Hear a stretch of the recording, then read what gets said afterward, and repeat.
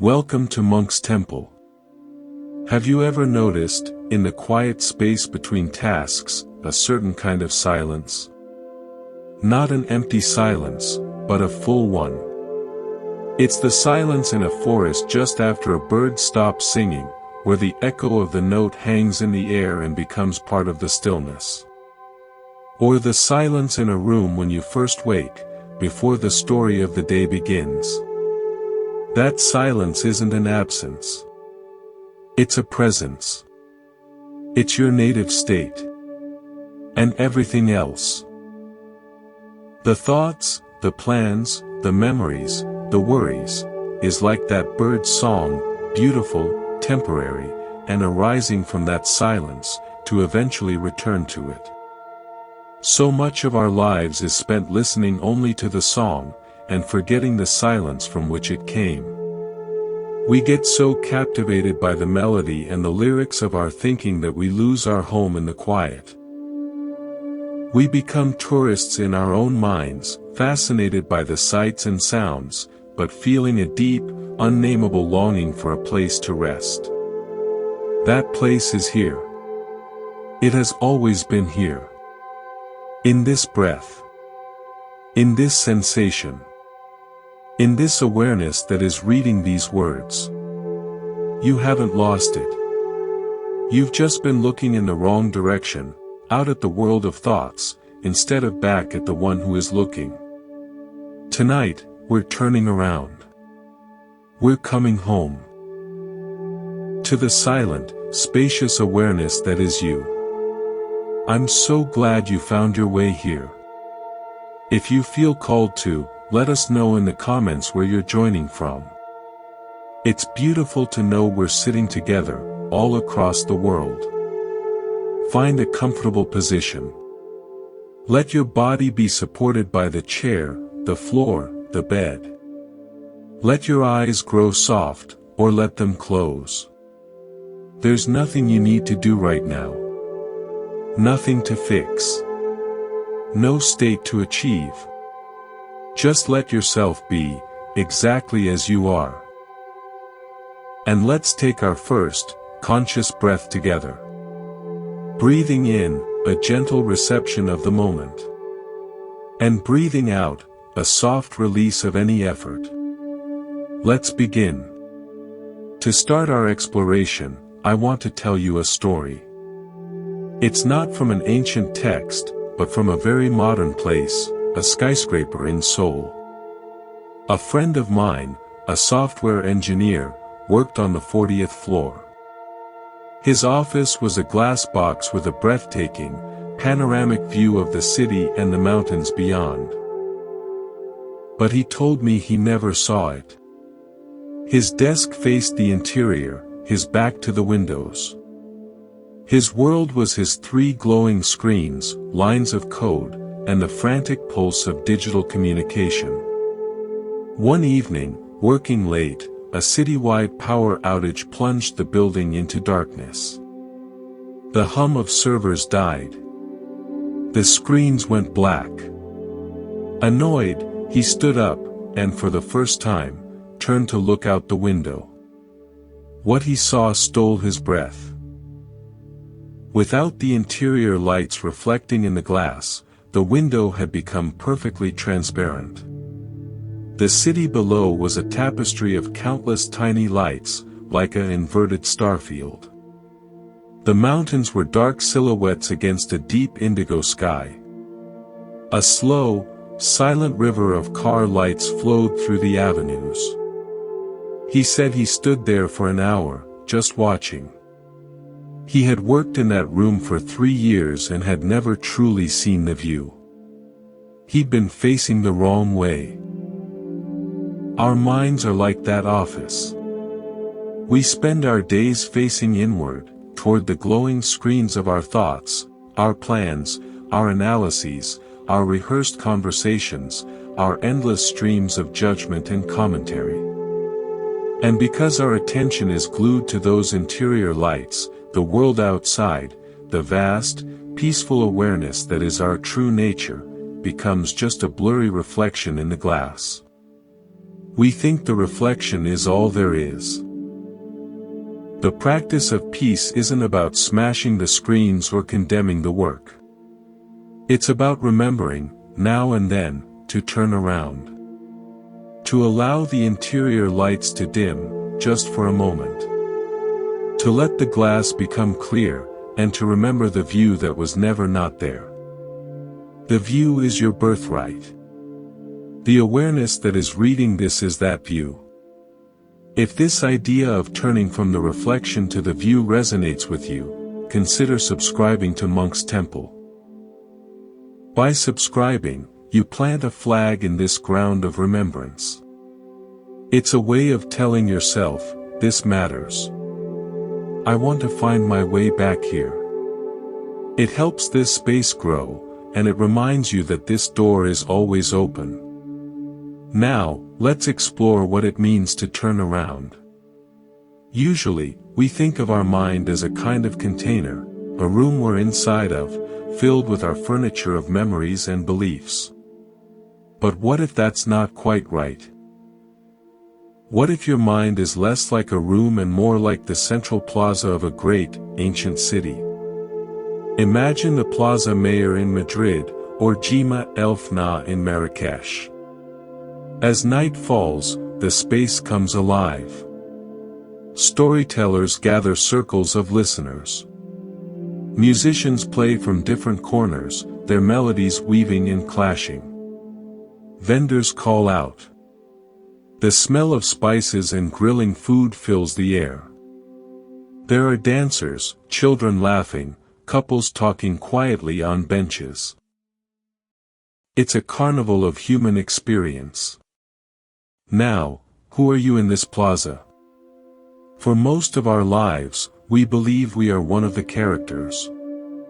We are the anxious vendor, worrying about sales.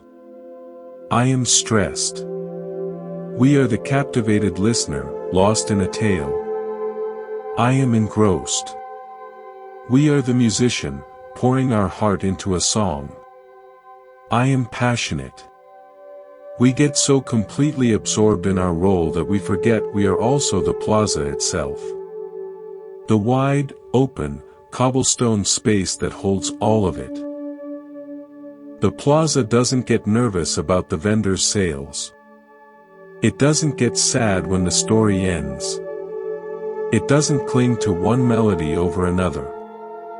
It simply provides the ground for all the life to happen upon. Your awareness is that plaza. You are not just the actor in your drama, you are the stage upon which the entire play of your life unfolds. This is the first, and most profound, shift in perception, from identifying with the activity to resting as the space that contains it. I was reminded of this during a long, cross-country train journey across the Canadian Rockies. For hours, the scenery was a breathtaking parade of monumental peaks, glacial lakes, and deep evergreen forests. My mind, however, was not in the Rockies. It was in a difficult meeting I'd had the week before, replaying conversations. I was completely in the plaza, identified with an anxious, rehearsing character. Then, we entered the long, dark spiral of a mountain tunnel. For several minutes, there was only blackness and the rhythmic clatter of the train. In that total absence of visual stimulus, my mental movie suddenly paused. There was just sound, and sensation, and darkness. And in that pause, I remembered, oh. I'm on a train. I'm in the mountains. When we shot out of the tunnel back into dazzling sunlight and a vista of a river valley thousands of feet below, the view didn't just enter my eyes, it flooded my whole being. The old thoughts were still there, but they were now small, quiet figures in a vast plaza, utterly dwarfed by the majesty of the present moment. Meditation is like voluntarily entering that tunnel. It's creating a purposeful pause in the sensory parade, not to hide, but to remember where you are. To feel the ground of the plaza beneath your feet again. This ground of awareness has a certain quality to it. It's like the high desert air in Arizona. I remember standing in the vastness of the Sonoran Desert at dawn. The air is so clear, so dry, so incredibly still. It has a palpable spaciousness. As the sun rises, it illuminates everything with a sharp, golden light. Cacti cast long, precise shadows. A roadrunner darts between creosote bushes. A hot air balloon silently glides in the distance. The desert air doesn't interfere.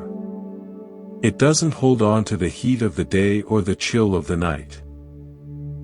It allows the sun to blaze, allows the creatures to move, allows the wind to occasionally stir up the dust. It is the perfect medium for life to appear within. Your true mind is that desert air. Spacious, clear, and allowing. Your thoughts are the cacti and creatures, distinct formations that arise and have their own life. Your emotions are the weather, the blazing midday heat of anger, the cool, expansive twilight of peace. Your body's sensations are the texture of the sand, the prick of a thorn, the warmth of a rock. You can spend a lifetime studying the cacti, chasing the roadrunner, or hiding from the sun. Or you can, in any moment, remember, I am the air. I am not the temporary forms that appear within me. I am the clear, allowing space that holds them all. This remembering is the essence of coming home. We often approach meditation as another form of activity, another role to play in the plaza. The meditator. We try to sculpt the mind into a certain shape, to achieve a special state. But from this perspective, meditation is the opposite of doing. It's the gentle art of unbecoming all the roles.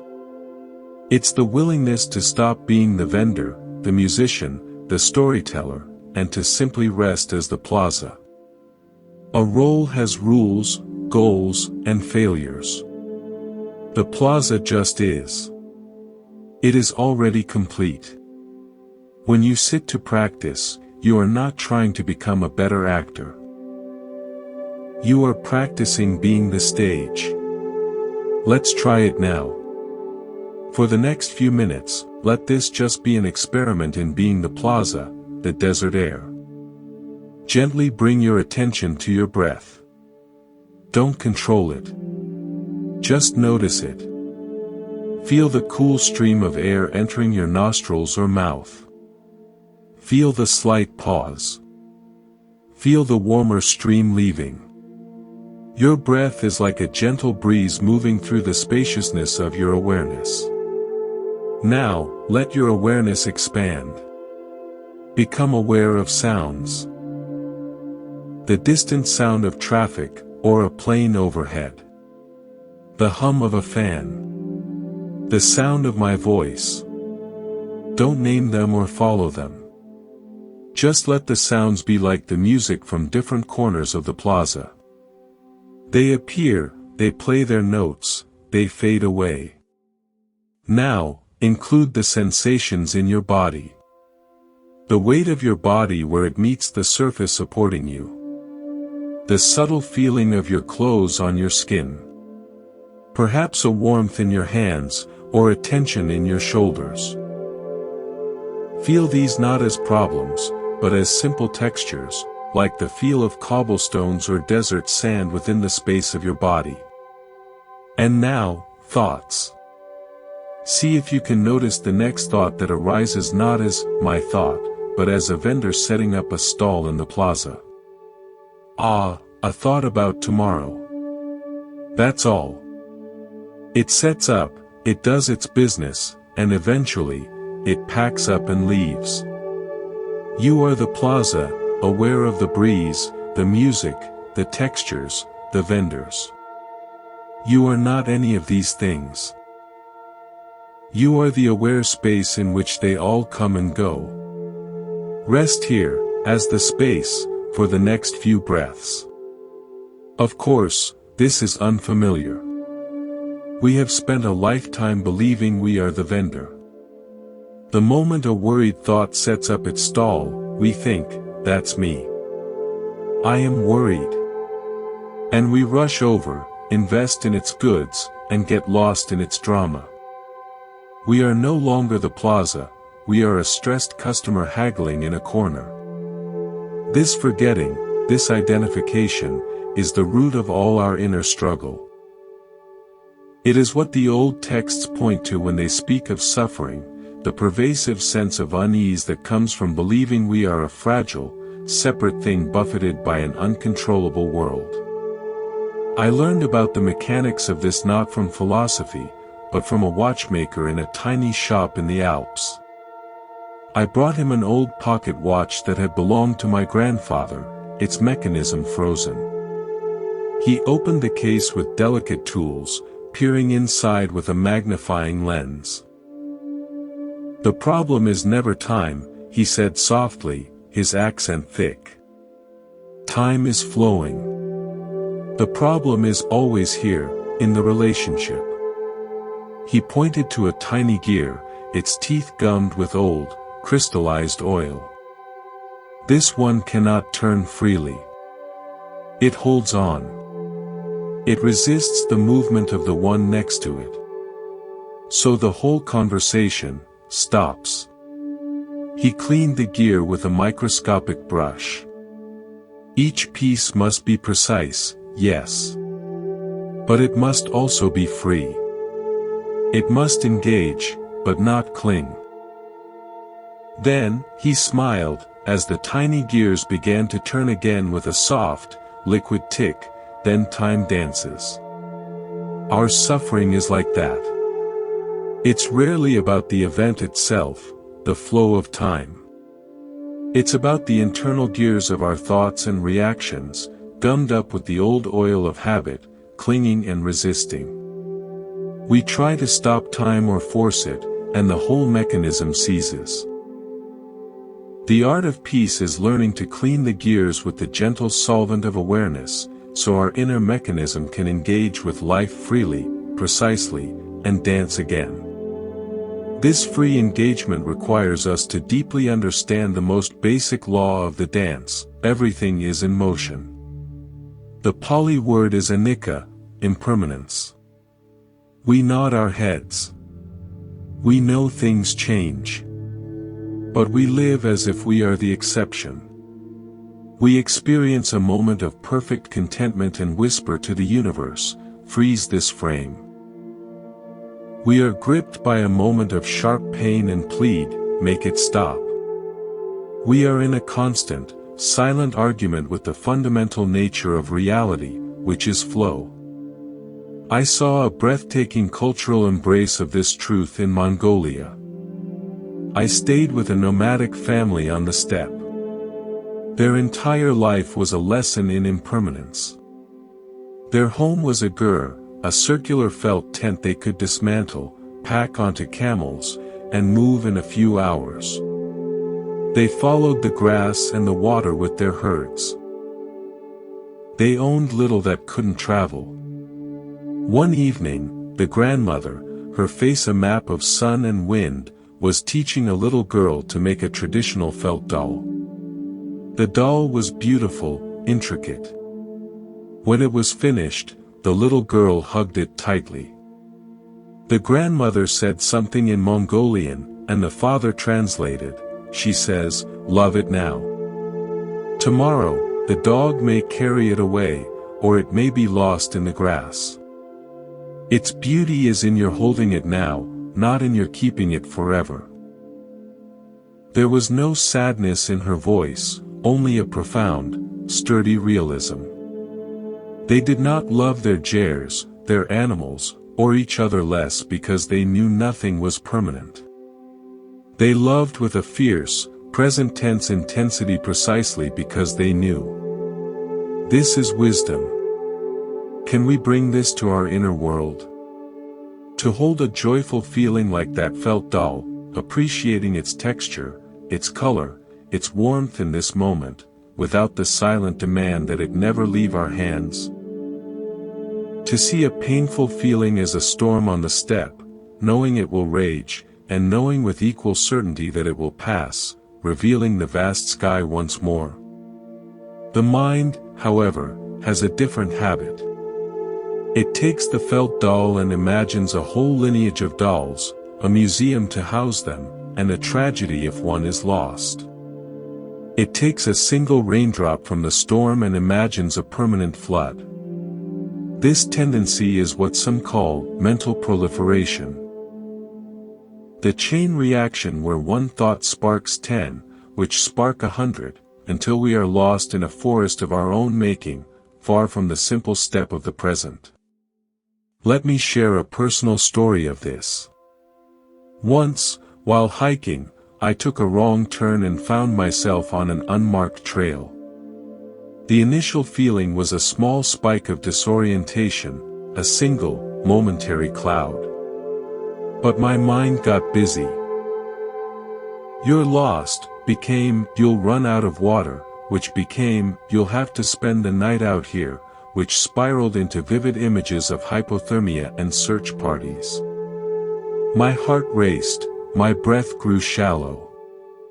I was no longer on a sunny mountain trail, I was in a full-blown survival drama.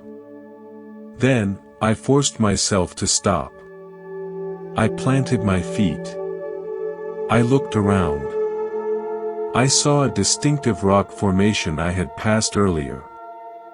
I was, in fact, about 200 yards off the main path. The entire catastrophic narrative had been a fiction, generated in 90 seconds. I sat down on a rock, my whole body shaking with the adrenaline of a fear that had never been real. The waterfall of thought is that convincing. It feels absolutely real. The key is to learn to feel the first step onto the slippery rock. That initial, "oh," sensation. And instead of leaping into the current, to plant your feet on the solid ground of the senses, what do I actually see right now? What do I actually feel under my feet? What is the actual sound here? The story is compelling, but it is ghost. The sensation of the earth beneath you is real. To stay grounded, we must investigate the I that seems to be having all these experiences. We speak of myself with such certainty. But what is it, really? If you point to your body, is that you? Your body is made of elements that were once stardust and will one day return to the earth. Your memories are stories you tell, changing slightly each time. Your personality shifts with context. The great inquiry is, in this flowing river of body, feelings, perceptions, and thoughts, can you find a permanent, solid, separate captain called me at the helm? The liberating discovery isn't that you don't exist. It's that you are not a static entity. You are a dynamic event. You are more like a symphony than a sculpture. A symphony isn't a thing you can hold, it's a happening. A beautiful, complex, ever-changing arrangement of notes, pauses, and rhythms that we call Beethoven's Fifth. Your self is like that. A magnificent, flowing happening of awareness, sensation, and thought. Believing you are a fixed sculpture, a solid self, is like a single note in the symphony believing it is the entire piece, desperately trying to sustain itself against the progression of the music. It's a futile and painful struggle. The note's true nature is to arise and contribute to the flow. Your true nature is awareness, in which the music of experience plays. When this is felt, a profound relaxation occurs. You are freed from the exhausting project of defending a statue that was never there. You can relax into the flow of the symphony. I glimpsed this fluid identity in a beautiful way while traveling in the islands of Vanuatu. In one community, people were often introduced not by a job title, but by a relationship to a place or action. A man wasn't a fisherman. He was the one who reads the waves by the black rock. A woman wasn't a gardener. She was she who sings to the taro plants. Identity was a verb, a current activity within the web of life. It was momentary, functional, and deeply connected. It reflects a truth: you are not a static noun. You are a happening, in constant relationship with the world. It's a linguistic and cultural reminder of impermanence and non-separation. This sense of non-separation is the soil from which true compassion grows naturally. If my self is a solid, lonely island, then your self is another island across a scary sea. Compassion becomes a heroic effort, a bridge I must painstakingly build. But if we understand our nature as fundamentally like water, then compassion is the simple, wet recognition that the water in my wave and the water in yours is not separate. Your pain vibrates in me not because I am morally superior, but because the sense of division is a surface illusion. The ocean feels its own movement. The Zen master Thich Nhat Hanh called this interbeing. At the deepest level, the awareness that knows your experience and the awareness that knows mine are not two. This isn't philosophy, it's a felt sense that becomes the foundation for a compassion without borders. But let's begin where we are. Compassion, like awareness, starts at home. With the one who has been listening to the harshest critic of all, the voice in your own head. This voice isn't truth, it's a habit. A learned pattern, often assembled from old hurts, comparisons, and fears of not being enough. I'll share a story from my own journey. For years, I struggled with a deep-seated fear of not being productive or useful. On days I deemed unproductive, the inner voice was a ruthless overseer: you're wasting your life. Everyone else is moving forward. You're lazy. You'll amount to nothing. It created a background hum of guilt that poisoned even genuine rest. One winter, I was utterly burned out. I went to a remote cabin, with the intention to be productive on a writing project. But my mind was blank. For 3 days, I just sat by the fire, watched the snow fall, and slept. The critic was in a rage. On the 4th morning, I was making tea, watching a red cardinal peck its seeds in the snow. He'd peck a few, then stop, perfectly still, just looking around. He wasn't worried about his seed-pecking quota for the day. He wasn't comparing himself to the blue jay. He was just being a bird, in the snow, alive. A thought arose, gentle as the falling snow: what if I could allow myself to simply be the human in the cabin? Not the productive human, or the useful human.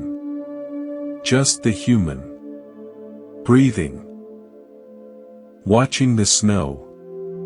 Being alive. That was the beginning of Matri, friendliness toward oneself. I started to meet the critic's tirade not with agreement or fight, but with a silent, internal nod: I hear you. You're worried about survival. It's okay. We're safe right now. I didn't argue with the voice, I acknowledged its fear, and then returned my attention to the taste of the tea, the crackle of the fire, the red flash of the cardinal. The critic didn't vanish, but it became like a radio playing in another room, noticeable, but not commanding my full attention. This is the first, most radical practice of compassion, becoming your own friend. Let's try a simple version. Wherever you are, place one hand gently over your heart, or simply rest a hand on your knee with kind intention. Feel the warmth of your own touch. And silently, in the quiet of your mind, offer yourself these words, like a lullaby you might offer to someone you cherish. In this moment, may I be gentle with myself. In this moment, may I allow things to be as they are. In this moment, may I remember the peace that is already here. You don't have to manufacture a feeling. Just offer the words. Let them be an intention, a seed planted in the soil of your awareness. This is how we begin to turn the inner critic from a tyrant into a worried old relative whose advice we can hear with kindness, but don't have to follow. From this tender ground of self-friendship, the next essential quality can grow: patience. We want transformation at the speed of a clicked link. We want the quiet mind, the open heart, the end of anxiety, yesterday. We bring the impatient tempo of our digital world to our inner world. But the mind heals and rewires at the speed of biology, of nature. You cannot hurry the opening of a rosebud. You can only provide the conditions: sunlight, water, space, and wait with attentive care. There's a concept in geology called deep time. It refers to the timescales on which mountains rise and fall, continents drift, and canyons are carved by rivers. Our human lifespan is a blink in deep time. Our emotional healing often operates on a scale somewhere between human time and deep time. It has its own rhythm. Rushing it is like trying to push a river. My friend is a master printer who makes exquisite art books using a centuries-old letterpress. I watched him once as he painstakingly set type for a single page. Each tiny metal letter had to be placed in the composing stick, backwards and upside down. He'd work for an hour, then ink the form, pull a proof, and invariably find a mistake. A swapped letter, a spacing error. He'd sigh, sometimes laugh, dismantle a line, and begin again. The type teaches patience, he said, wiping ink from his hands. It will not be rushed. Every error is part of the conversation with the page. If you fight it, you get messy. If you respect its pace, it gives you beauty. Our mind is that page of type. Our practice is the careful setting of attention. Our thoughts and moods are the inevitable swapped letters and spacing errors. Patience is the willingness to see the error, to dismantle the line of thinking with compassion, and to begin setting the type of presence once more. The beauty of the final printed page, the clear mind, is the product of countless patient corrections, not of a single, frantic, perfect effort. This patience is the twin brother of perseverance. The path of awareness is not a smooth, upward slope. It's more like a path through rolling hills with occasional breathtaking vistas and stretches through dense, confusing forest. The commitment isn't to only walk on the sunny hilltops. It's to keep walking through the forest, even when you can't see the sky. That is where your roots grow deep. That is where you learn to navigate by feel, by trust, by the memory of the sky you know is still above the canopy. We began to turn from the reflection of our thoughts to the view of awareness itself. We imagined ourselves as the plaza, not the actors, as the desert air, not the cacti. This turning is the first, great homecoming. Now, let's explore the landscape we find when we arrive. This inner landscape isn't barren. It's rich, dynamic, and alive with feeling. The practice isn't to make it empty, but to learn to walk through it with a different kind of attention, a attention that feels more like a gentle host than a fearful owner. Let's settle in again.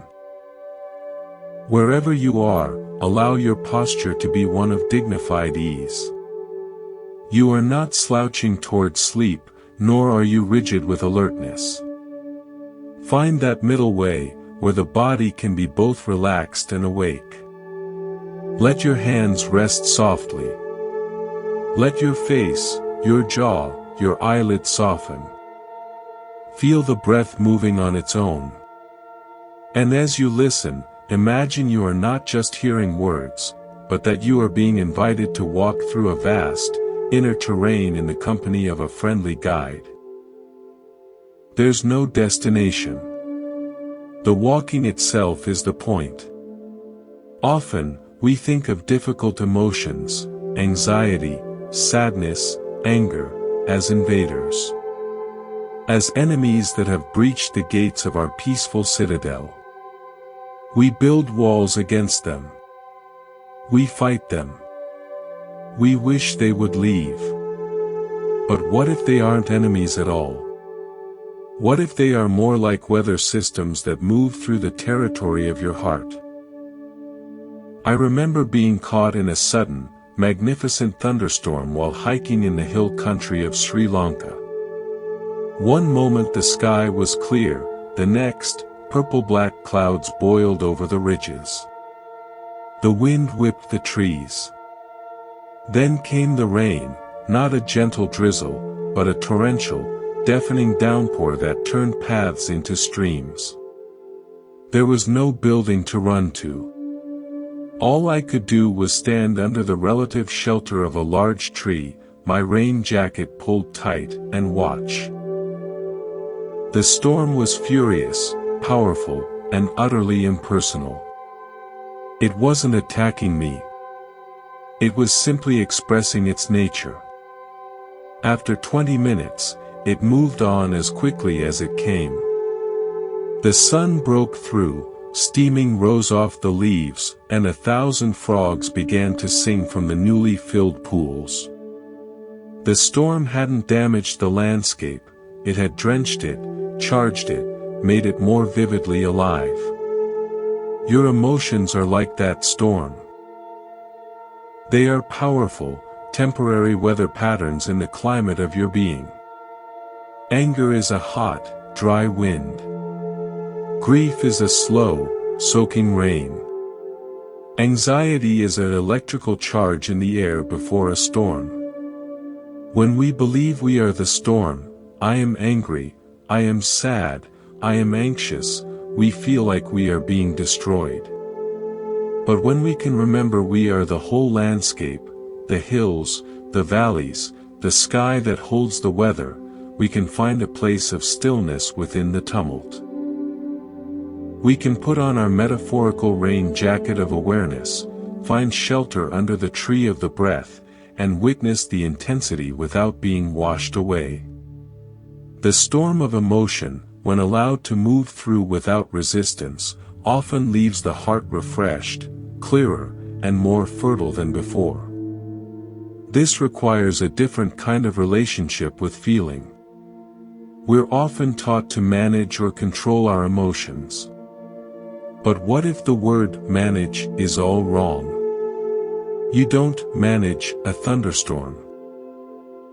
You observe it. You respect it.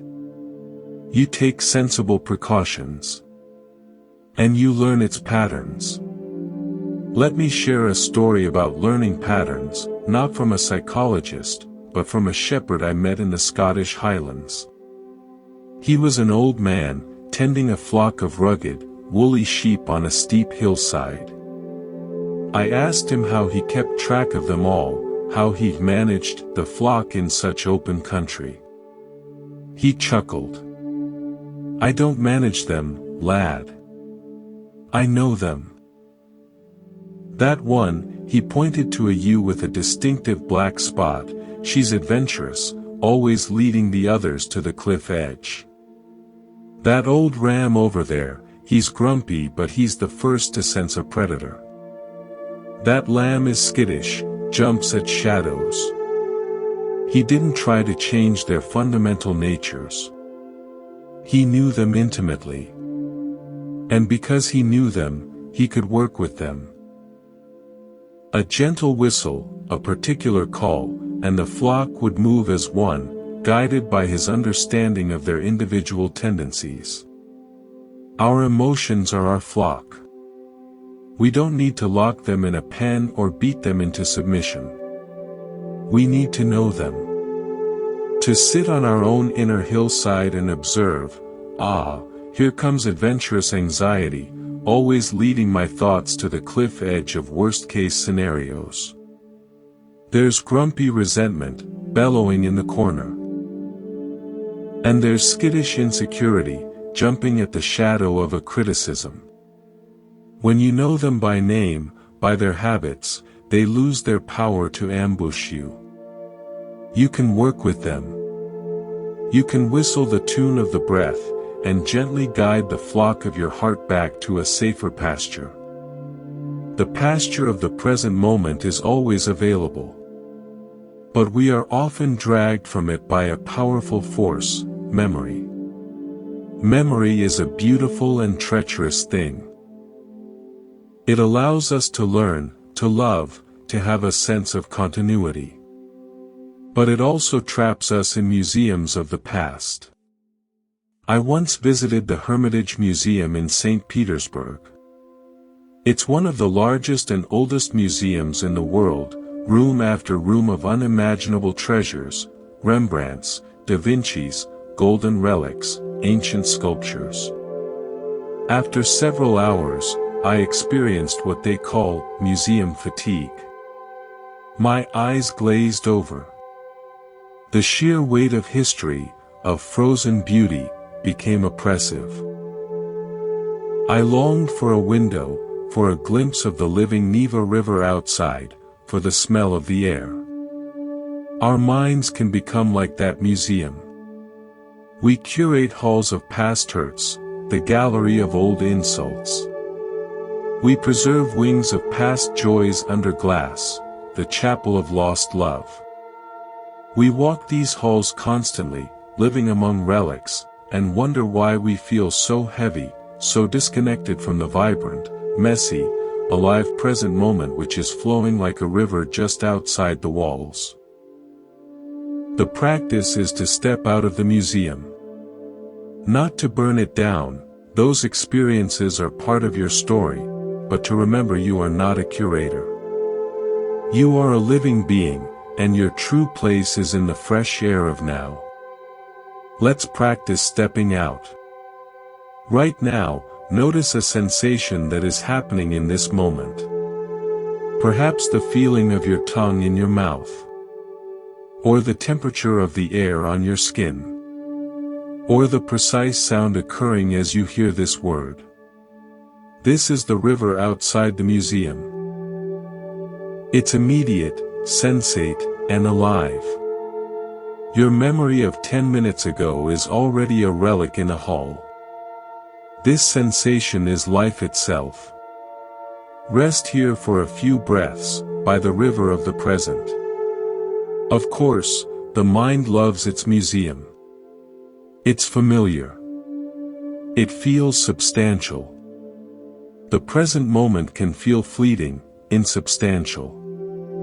This is because we've trained our attention to focus on the dense, solid-seeming objects of thought, and not on the open space of awareness in which they appear. It's like training your eyes only to look at furniture in a room, and never to notice the space in the room that allows the furniture to be there. A great Japanese architect, Tadao Ando, works with this principle. He designs buildings where concrete, water, and light are used to sculpt not just forms, but voids, spaces of profound silence and emptiness. In one of his chapels, the the primary feature is a massive, sheer concrete wall with a cross-shaped cut that opens to the sky. The thing is the cutout, the absence. The light and the view pouring through that emptiness become the sacred experience. Your awareness is that architectural void. Your thoughts and feelings are the concrete walls. We spend our life focused on the walls, their texture, their solidity, their problems. The practice invites us to notice the space they define. To appreciate the open sky of awareness that is visible through the cutouts of silence between thoughts. The peace we seek isn't in a better arrangement of the furniture. It's in falling in love with the space of the room itself. This space has a quality of deep acceptance. It doesn't pick and choose.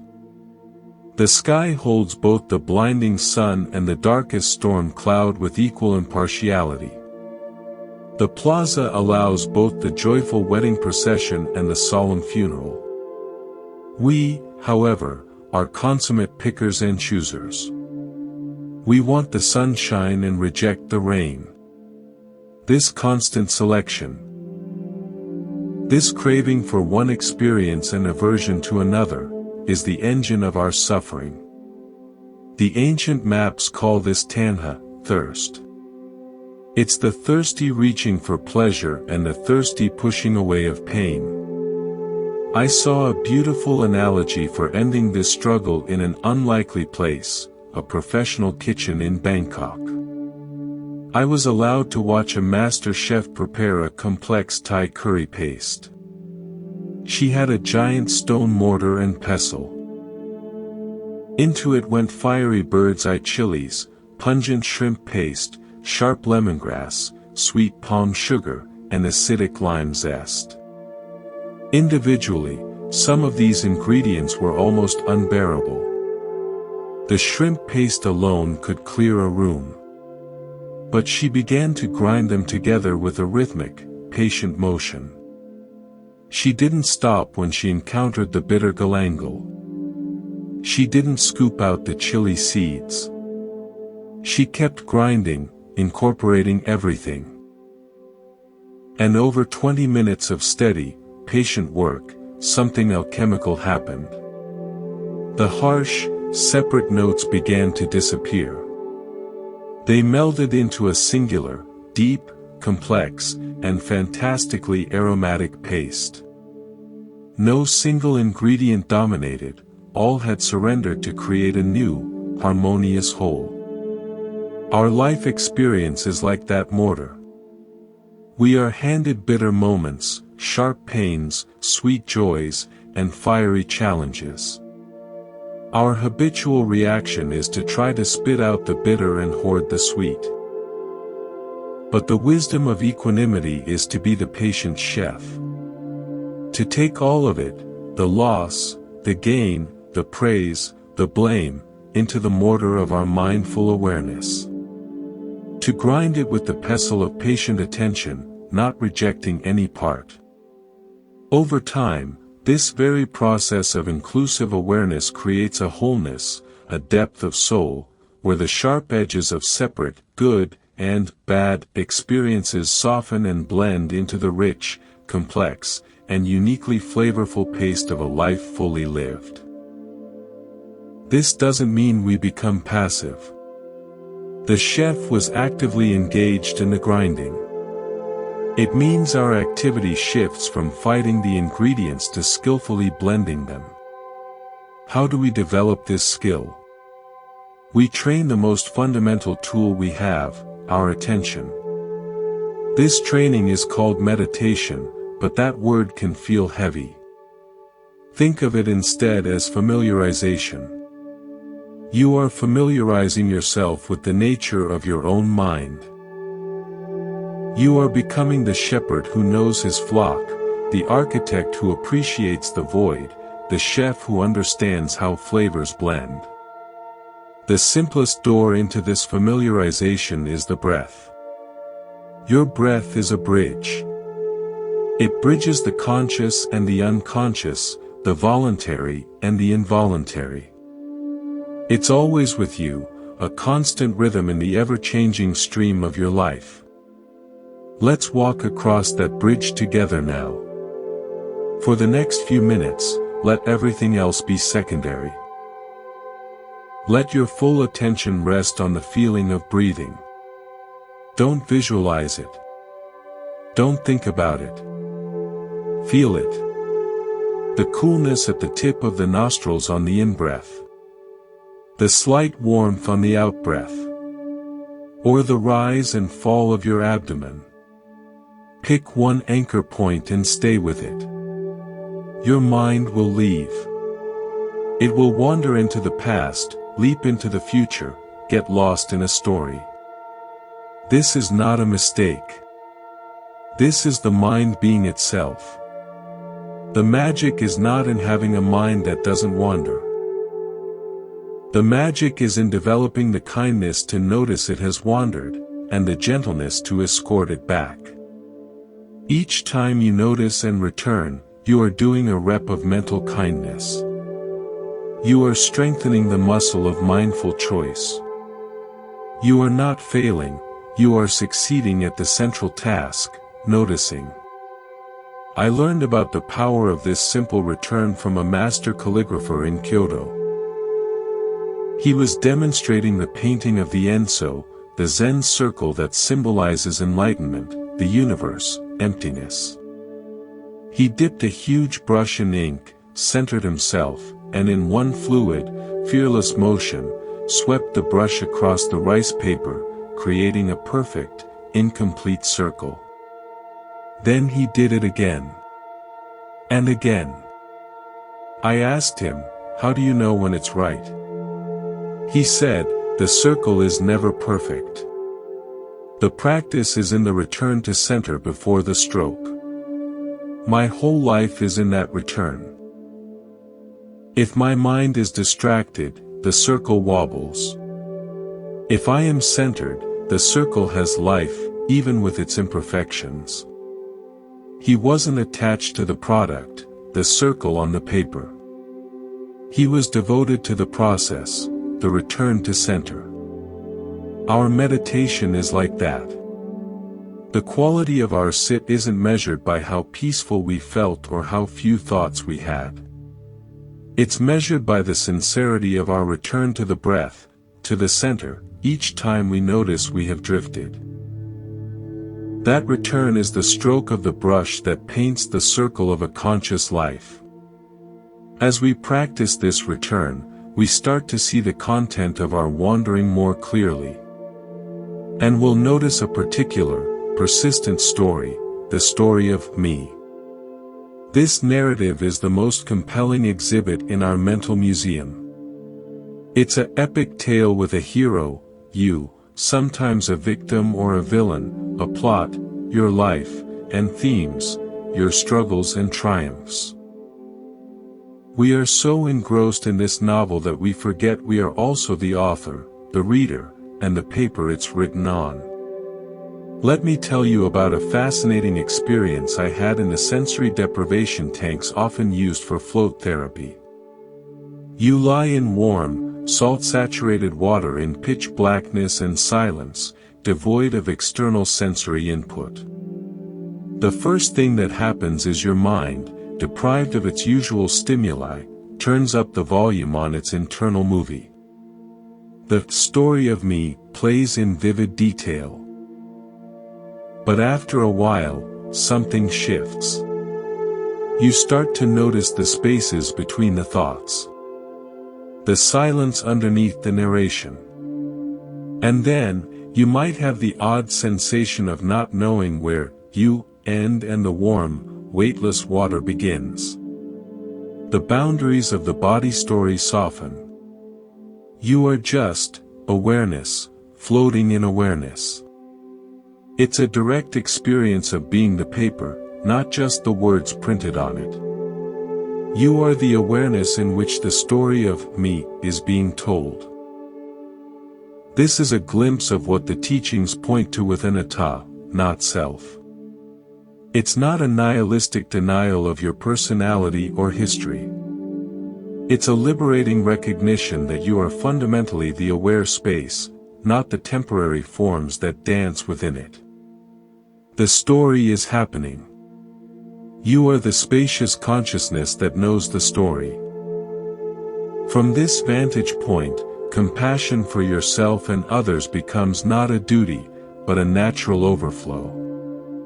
If my suffering is a painful chapter in my story, and your suffering is a painful chapter in your story, but we both are essentially the same aware space reading different books, then helping you is not separate from helping myself. We are literally in the same boat of consciousness, just reading different pages. But this can feel abstract. Let's make it concrete. Think of the last time you felt a sharp, negative emotion, irritation, jealousy, fear. In that moment, there was a contraction, a tightening. It felt very personal, very me. Now, see if you can recall that feeling, but from this new perspective. Imagine that contraction not as the totality of who you are, but as a localized weather pattern in the sky of your awareness. A small, intense storm cloud. Can you sense the sky around it? The vast, quiet space that is not irritated, not jealous, not afraid. That sky is also you. Your work is not to fight the storm cloud, but to rest as the sky that holds it. To give the storm the space to be, and to move. This is the practical application of compassion, giving your own experience the space it needs to breathe and transform. We'll end this part with a short practice in sky-minded compassion. Settle back into your body. Feel the breath. Now, bring to mind a slight current difficulty, a small worry, a minor frustration, a tinge of loneliness. Locate where you feel it in the body. A tightness in the chest. A knot in the stomach. Now, imagine that sensation is a small, dark cloud. And imagine your awareness is the entire sky. Enormous, clear, peaceful. The cloud is there, but it is small within the vastness. The sky doesn't resist the cloud. It doesn't try to push it away. It simply holds it, with infinite space around it. Breathe, and be the sky. Allow the cloud to be exactly as it is, held in your spacious awareness. You are not the cloud. You are the sky, knowing the cloud. Rest here for a few breaths, as the sky. In our last part, we explored the landscape of the heart, learning to be the sky for our weather. We touched on the profound space that holds our stories. Now, we turn to the gentle, persistent rhythm that makes this awareness a living reality, the rhythm of returning. Not a dramatic, once-and-for-all arrival, but a quiet, faithful coming back, again and again, to the ground of the present. This rhythm is the heartbeat of a mindful life. Let's find our posture once more. There's a beauty in this repeated settling. It's not a redundancy, it's a ritual of homecoming. Each time you let your shoulders drop, each time you feel the breath enter, you are whispering to your nervous system, it's safe to be here. We can rest. So let's do that now. Let your weight be fully surrendered to gravity. Feel the chair or the floor holding you. You are completely supported. And in this support, let your attention begin to gently gather, not like a clenched fist, but like a soft pool of light, settling in the center of your being. We live in a world of destinations. We are trained to think in terms of goals, achievements, finish lines. We bring this same mentality to our inner world. We want to achieve peace, to reach enlightenment, to get to a place where the mind is finally still. This very seeking, this forward-leaning urgency, is often what keeps us from the peace that is already here, quietly waiting in the pause between our efforts. The Tibetan teacher Dilgo Khyentse Rinpoche said, "Rest in natural great peace." This exhausted mind, beaten helpless by karma and neurotic thought, like the relentless fury of the pounding waves in the infinite ocean of samsara. Rest in natural great peace. The instruction is not to create peace, but to rest in the peace that is your nature. How do we rest? We return. We return from the relentless fury of thought to the quiet shore of sensation. We return from the future past to the eternal now. I'm reminded of the lighthouses that dot the coast of Maine. Their purpose isn't to go anywhere. They stand, rooted in rock, through storm and calm, night and day. Their sole function is to send out a regular, rhythmic beam, a pulse of light that cuts through the fog and darkness. For a sailor lost in a storm, that beam isn't just light, it's orientation. It's a reference point. Each sweep of the beam says, here is land. Here is safety. Here is home. Your breath, your bodily sensation, these are your inner lighthouse. The practice of mindfulness is not about sailing to the lighthouse. It's about remembering, in the fog of your thoughts, to look for the beam. To let that regular, rhythmic pulse of the breath cut through the stories and show you where you are, here. Safe. Already home. Each time your mind wanders into the storm and you remember the breath, you are seeing the lighthouse beam. That remembering is the whole practice. But the mind doesn't want to be a lighthouse keeper, it wants to be a sailor on a grand, dramatic voyage. It wants intrigue and plot. This is where patience, true patience, is born. Not the gritted teeth patience of waiting for something you hate to end, but the deep, spacious patience of a gardener. A gardener doesn't plant a seed and stand over it, shouting, "Grow. Why aren't you growing yet?" She prepares the soil, plants the seed, waters it, and then, trusts. She understands the process is invisible and operates on a timescale she cannot control. She has faith in the nature of the seed, the soil, the sun, and the rain. Our practice is gardening. Each moment of mindful attention is a drop of water on the seed of awareness.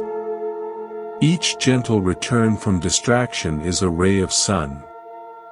We cannot force the bloom of peace. We can only provide the conditions, faithfully, patiently, and then rest in the trust that growth is happening beneath the surface, in the dark, fertile ground of our own being. I learned about this unseen growth from a winemaker in the Douro Valley of Portugal. He showed me his ancient stone lagares, troughs where grapes were still crushed by foot. He spoke not of forcing the wine, but of guiding its natural fermentation. The yeast is already on the skin of the grape, he said. My job is not to make the wine. My job is to create the perfect conditions, the right temperature, the right level of contact, the right time, for the yeast to do what it knows how to do. If I am impatient, if I try to rush, I ruin it. I must listen. I must watch. I must trust the process. He placed his hand on the cool stone. The wine is already in the grape. The peace is already in you. Don't make it. Allow it. Allowing requires a specific kind of effort. It's not the effort of pushing a boulder uphill. It's the effort of remembering to release the boulder you've been pushing. In the Pali Canon, this is called viriya, right effort, or energy. It's the effort to gently restrain the mind from leaping into unskillful patterns, the effort to cultivate skillful ones, and, most subtly, the effort to sustain a wholesome state once it has arisen. It's the effort of the lighthouse keeper to keep the lamp clean and fueled. It's a diligent, caring effort, not a striving one. Striving has a specific taste, tension. You can feel it in the body, the clenched jaw, the tightened shoulders, the held breath. When we sit to meditate with a goal of being peaceful, we often bring this tension with us. We try to force the mind to be quiet, which is like trying to smooth rippling water by slapping it. The water just splashes back. I witnessed a perfect antidote to this in a traditional Hawaiian practice called Ho'oponopono, a ritual of reconciliation and forgiveness. The elder leading the ceremony moved with a slowness that was almost gravitational. Her speech was measured. Her gestures were fluid and wide. There was no urgency, only a profound allowance for everything to be said, every tear to fall, in its own time. The space she held was so devoid of striving that healing felt inevitable, not achieved. In our practice, we can cultivate this Ho'oponopono pace. A pace that says to our rushing mind, there is all the time in the world. Nothing needs to be forced. Let it all be here. So, let's practice this allowing effort right now. Bring your attention to your body as a whole. Scan from the crown of your head to the soles of your feet, not looking for problems, but simply feeling the aliveness that is present.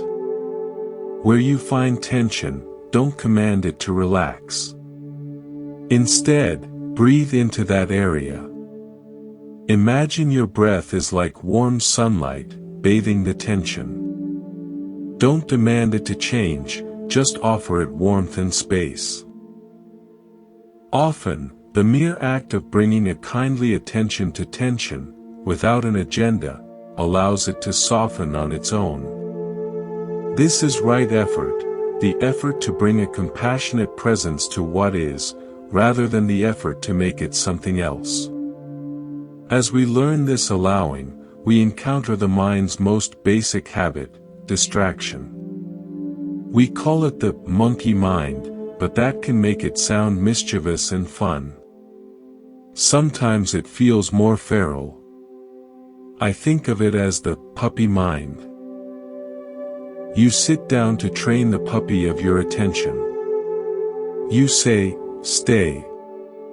For one glorious second, it stays, looking at you with bright eyes. Then a squirrel of a thought runs by, a memory. The puppy is off, chasing it through the woods of association. You call it back. It comes, panting, full of the excitement of the chase. You say, stay. A leaf of a sensation flutters, an itch. The puppy is off again. The training isn't about punishing the puppy or being angry, it has a nature to chase. The training is in the infinite patience of calling it back, of rewarding its return with your gentle attention, not with a scolding. Every time you notice distraction and return without self-judgment, you are giving the puppy a treat of awareness. Over time, it learns that staying with you, in the calm of the present, is more rewarding than the frantic chase. This training happens in the micro moments of daily life, not just on the meditation cushion. This is where practice becomes living. It's the moment you're washing your hands and you feel the temperature of the water, truly feel it, instead of being miles away in planning. It's the moment you're walking to your car and you feel the contact of your foot with the ground, step by step. It's the moment someone says something that triggers you, and instead of the words tumbling out in reaction, you feel the heat rise in your chest, you take one conscious breath, and then you speak, or choose not to. These are the real reps. The cushion is the gym where you strengthen the muscle, daily life is the world where you use it. I was taught about this integration in a beautiful way by a surfing instructor in Costa Rica. He was teaching me to read the ocean. You don't fight the wave, he said. You can't. It's too powerful. You learn its rhythm. You paddle to match its speed. You feel when it lifts you, and then you stand, not in opposition, but in balance with its energy. He pointed to the horizon.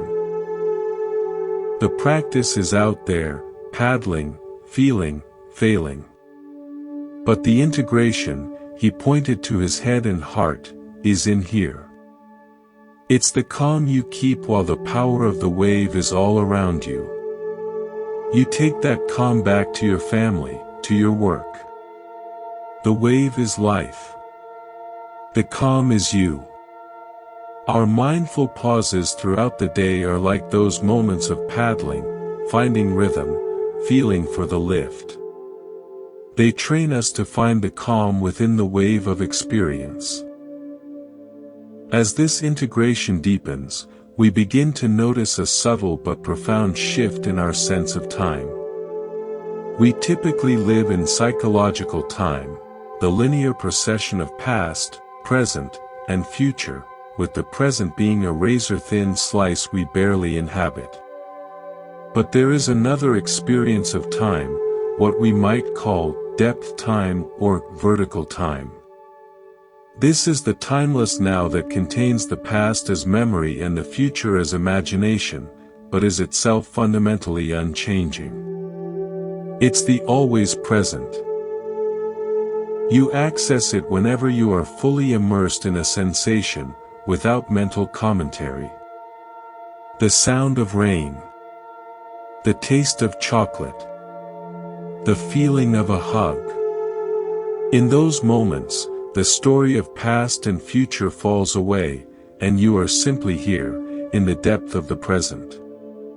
Meditation is the deliberate cultivation of this vertical time. It's diving beneath the choppy, linear surface of your thoughts into the still, deep waters of the eternal now. A powerful metaphor for this comes from the world of freediving. Freedivers descend hundreds of feet on a single breath. They speak of passing through a panic zone, where the mind screams to turn back, and then entering a state of profound calm and timelessness, where the body's mammalian dive reflex kicks in, conserving oxygen, and the mind becomes utterly still and focused on the moment. Our dive is inward. The panic zone is the initial rush of thoughts, the boredom, the discomfort. If we can breathe through that, without turning back to the surface of distraction, we can sink into a deeper calm, where time expands and a quiet, wordless awareness reigns. You don't need to dive 200 feet. You can find this in the depth of a single, fully attended breath. From this place of depth, our relationship to everything changes, especially to other people. When we are trapped on the linear surface of our own story, other people are either supporting characters, antagonists, or audience members in our drama. We don't truly see them, we see their role relative to us. But from the depth of present awareness, we can surface and see another person fresh, as they are in their own right, a complete and mysterious universe of experience. This is the birth of genuine empathy. I'll close this part with a practice in seeing. In the coming hours or days, choose one routine interaction. Perhaps with a cashier, a barista, a colleague. Just before you engage, take one breath to ground yourself in your body. Then, as you interact, let your primary intention be not to get the transaction over with, but to truly see this human being for the few seconds you are with them. See the color of their eyes. Hear the tone of their voice, not just the words. Notice the humanity in their face. You're not doing this for them. You're doing it to remind yourself that you are not the only conscious being in your story. You are practicing stepping out of your own museum and into the shared, living plaza. This simple act of seeing is a radical return to connection, a return to the human heart that beats beneath all our separate stories. Let's take a final moment together in this rhythm of returning. Feel your breath. Notice a sound. Feel the weight of your body. You have returned, once again, to this anchor. This is the rhythm. Not a straight line to perfection, but a faithful, gentle circling back to what is real, to what is here. This circling is your path. It is enough. In our last part, we found a rhythm in the gentle, persistent return to the present. We learned to trust the process like a gardener and to find calm within the wave. Now, we go a little deeper. We look at what happens when our faithful returning begins to soften the very structures of our suffering. We start to see not just the thoughts and feelings, but the patterns that bind them together, the knots of habit that tie us in cycles of reactivity.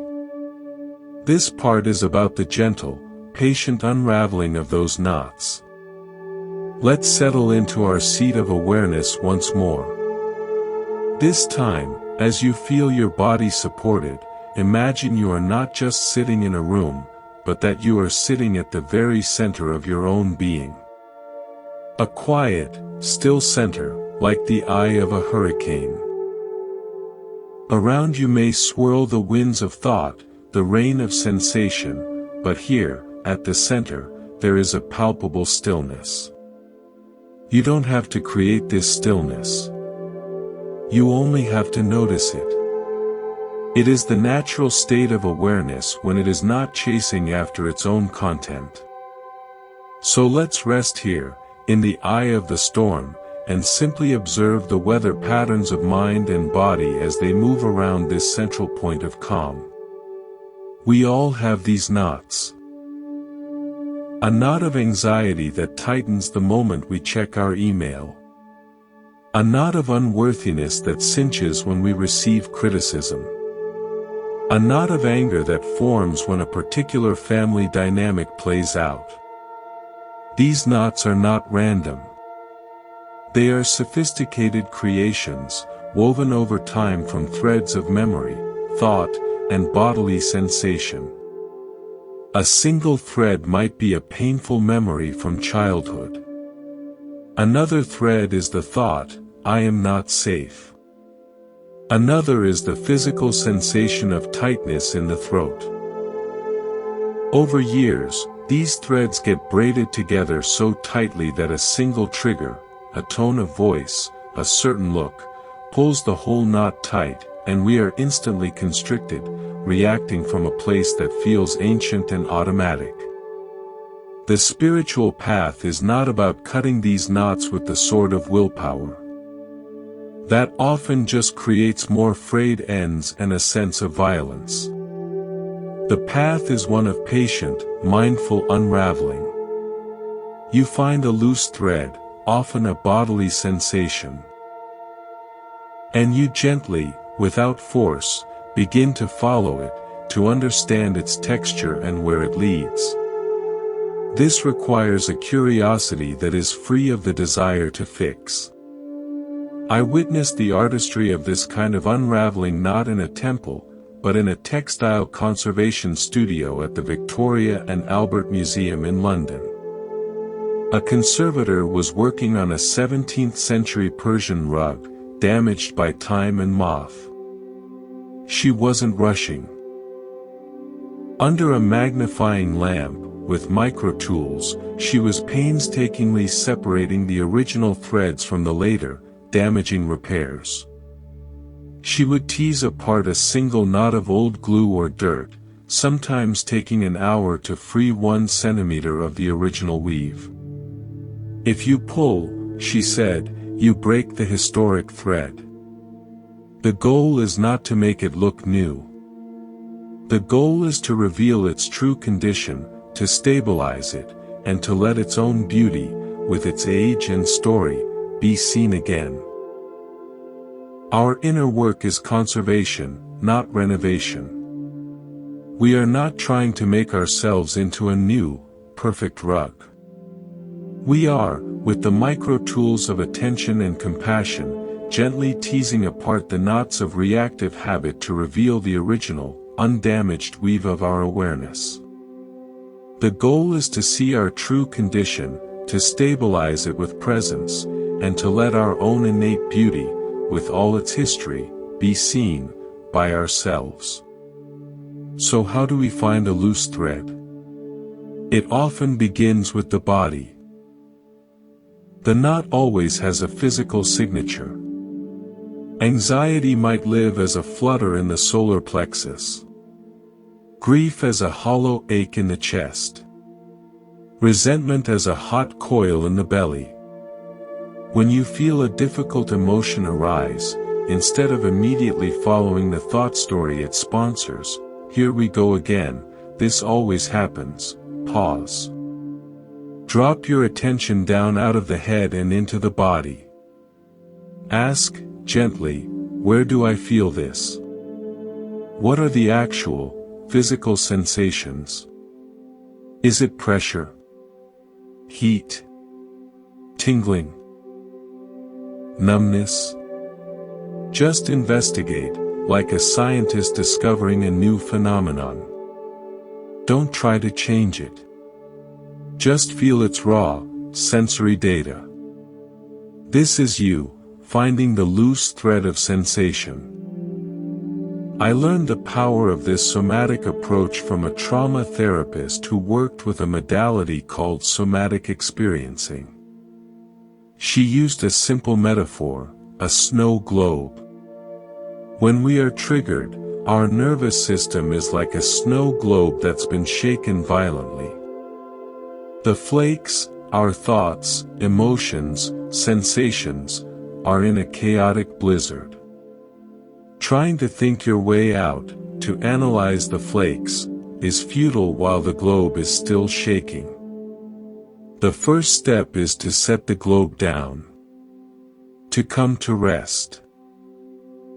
This is done by anchoring in the body, feeling the feet on the floor, the buttocks in the chair, the hands resting. This grounds the agitation. Then, and only then, can the flakes begin to settle, and you can see the scene inside clearly. Our mindful pause is the act of setting the snow globe down. We stop the shaking of reactive thought by coming into the stability of the body. As the snow globe settles, we can observe the individual flakes, the separate threads of the knot. Here, we meet one of the mind's primary architects of suffering, identification. This is the glue that binds the threads. We take a temporary state and call it me. I am angry. I am a failure. I am scared. This I am statement is the final, tightening knot. The practice of mindfulness invites us to change the syntax. Instead of, I am angry, we learn to say, there is anger present. Instead of, I am anxious, we note, there is anxiety happening. This tiny grammatical shift is revolutionary. It creates a space between the awareness that knows and the emotion that is known. It turns a statement of identity into an observation of experience. You are no longer the storm, you are the weather observer noting, a thunderstorm is passing through. This de-identification can feel frightening at first. We have built our whole sense of self around these knots. Who are we without our familiar anxieties, our well-worn resentments, our stories of being wronged? It can feel like losing the ground under our feet. But what we lose is the cramped, familiar prison of a small self. What we gain is the open sky of being. It's like a wave realizing it is not just a separate, cresting form, but is also the whole ocean. The wave doesn't disappear, it understands its true, boundless context. I experienced a cultural expression of this shift while studying traditional Balinese dance. The teacher explained that the dancer's goal is not to express an emotion from a personal place, but to become a channel for the archetypal energy of the character, a god, a demon, a hero. The dancer's personal story recedes, the body becomes a vessel for a universal pattern of movement and energy. There is a profound freedom in this. The dancer is not burdened by, "Is this how I feel?" She is liberated into the purity of the form itself. In our lives, we can practice this. When anger arises, can we see it not as my personal failing, but as the human energy of anger moving through the vessel of this body-mind? This doesn't excuse harmful action, but it depersonalizes the energy, allowing us to relate to it with more space and choice. We become dancers of our inner energies, not prisoners of them.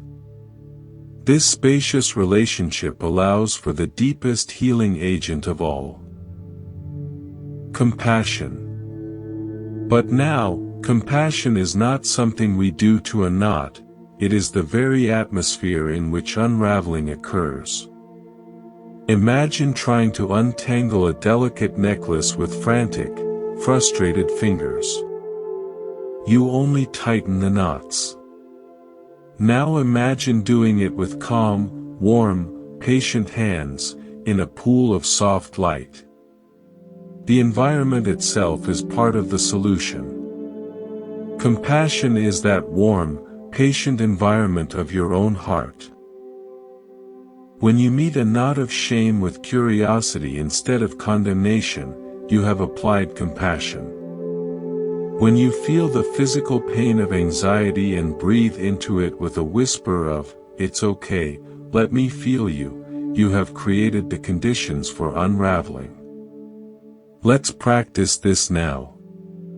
Bring to mind a mild, current difficulty, not the biggest knot, but a small tangle. A minor irritation, a low-grade worry. First, locate it in the body. Feel the sensations. Now, surround those physical sensations with your awareness, as if you were holding a small, injured bird in your cupped hands. Your attention is the cradle. Then, on the breath in, imagine drawing a quality of kindness and warmth into your heart. On the breath out, imagine directing that warmth, that compassionate energy, directly to the place of sensation in your body. You are not trying to melt it or fix it. You are simply offering warmth to the place that hurts. Breath by breath, you are changing the environment around the knot from one of resistance to one of merciful allowance. This is how knots soften. As we practice this over time, we begin to see the profound law of cause and effect that operates in our inner world. The Buddha called it karma, a word often misunderstood as fate. It's better understood as the law of sowing and reaping in the field of consciousness. Every thought, word, and deed is a seed. The seeds of reactivity, of grasping, aversion, and delusion, sprout into thorny bushes of suffering. The seeds of mindfulness, compassion, and wisdom sprout into flowers of peace. We are not victims of a random universe, we are active gardeners in the most important garden of all. The beauty is that in any moment, we can stop sowing the seeds of suffering and plant a new seed. One conscious breath is a seed of presence. One act of withholding a harsh word is a seed of kindness. One moment of seeing the sky behind your clouds is a seed of wisdom. You don't have to wait for the old bushes to magically disappear. You simply stop watering them with your identification and reaction, and you start watering the new seeds with your attention and care. I saw this principle in action in the regreening of the Loess Plateau in China, one of the largest ecological restoration projects on Earth. Centuries of deforestation and farming had turned a fertile region into a dusty, eroded wasteland. The solution wasn't a single, grand gesture. It was millions of small, patient acts, terracing slopes to catch rainwater, planting deep-rooted grasses to hold the soil, banning goats that ate the new shoots. They didn't fight the erosion, they changed the conditions that caused it. Slowly, over years, the water table rose, the dust storms ceased, and green returned. Your mind is that plateau. Your reactive habits are the erosion. Your daily practices of mindfulness, compassion, and returning are the terraces and the deep-rooted grasses. You are changing the inner conditions. You are not fighting the storm of thoughts, you are planting the stability that allows the landscape to heal itself. This healing leads us to a great, and often surprising, discovery, joy. Not the joy of getting what we want, but the joy that arises when we stop fighting what is. The joy of unburdened presence. It's the joy of the conservationist when she sees the original color of the thread. The joy of the dancer when she becomes the movement. The joy of the gardener when she sees the first green shoot of a long-planted seed. This joy is not dependent, it is inherent. It is the natural radiance of awareness when it is not clouded by clinging or aversion. We'll end this part with a contemplation on this inherent joy. Sit quietly. Bring to mind one simple thing that is going right in this moment. Perhaps the fact that your heart is beating without your command. That your lungs are filling with air. That you can hear sound. That you are capable of understanding language. Pick one. Now, instead of just thinking about it, try to feel the gratitude for it in your body. Let it be a somatic experience, a warmth, an expansion. This is mudita, appreciative joy. It's the practice of delighting in the basic miracle of being alive, in your own well-being and in the well-being of others. As you feel this, notice, this joy did not come from acquiring something. It arose from paying close, loving attention to what is already, miraculously, here. This is the flower that grows in the unraveled garden of a present heart. We have journeyed through turning inward, navigating the heart's landscape, finding a rhythm of return, and beginning the gentle unraveling of knotted habits.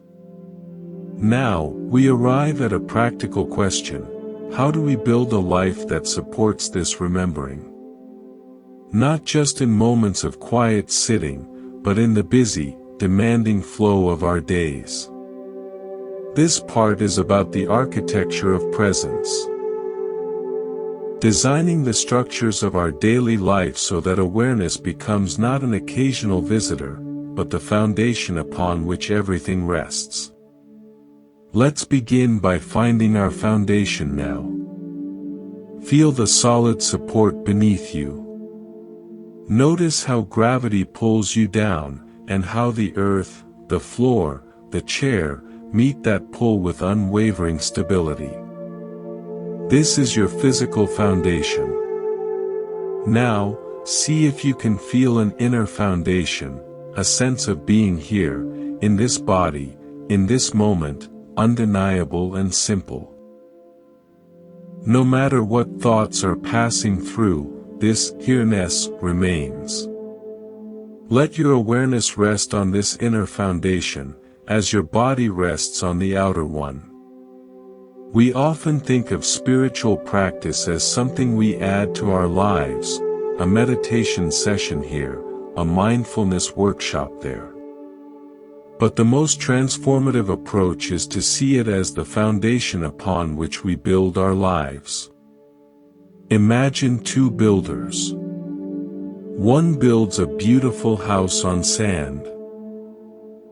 It looks impressive, but the first storm undermines it. The other digs deep, through the unstable topsoil, until she hits bedrock. The house she builds may be simpler, but it will withstand any weather. Our culture often teaches us to build elaborate houses of achievement, relationship, and identity on the shifting sands of external validation and conditioned thought. Mindfulness is the process of discovering the bedrock of your own aware presence, and then learning to build your life from that stable ground. I saw this principle in action in the ancient city of Petra, in Jordan. The Nabateans didn't build their magnificent temples and tombs from the ground up with bricks.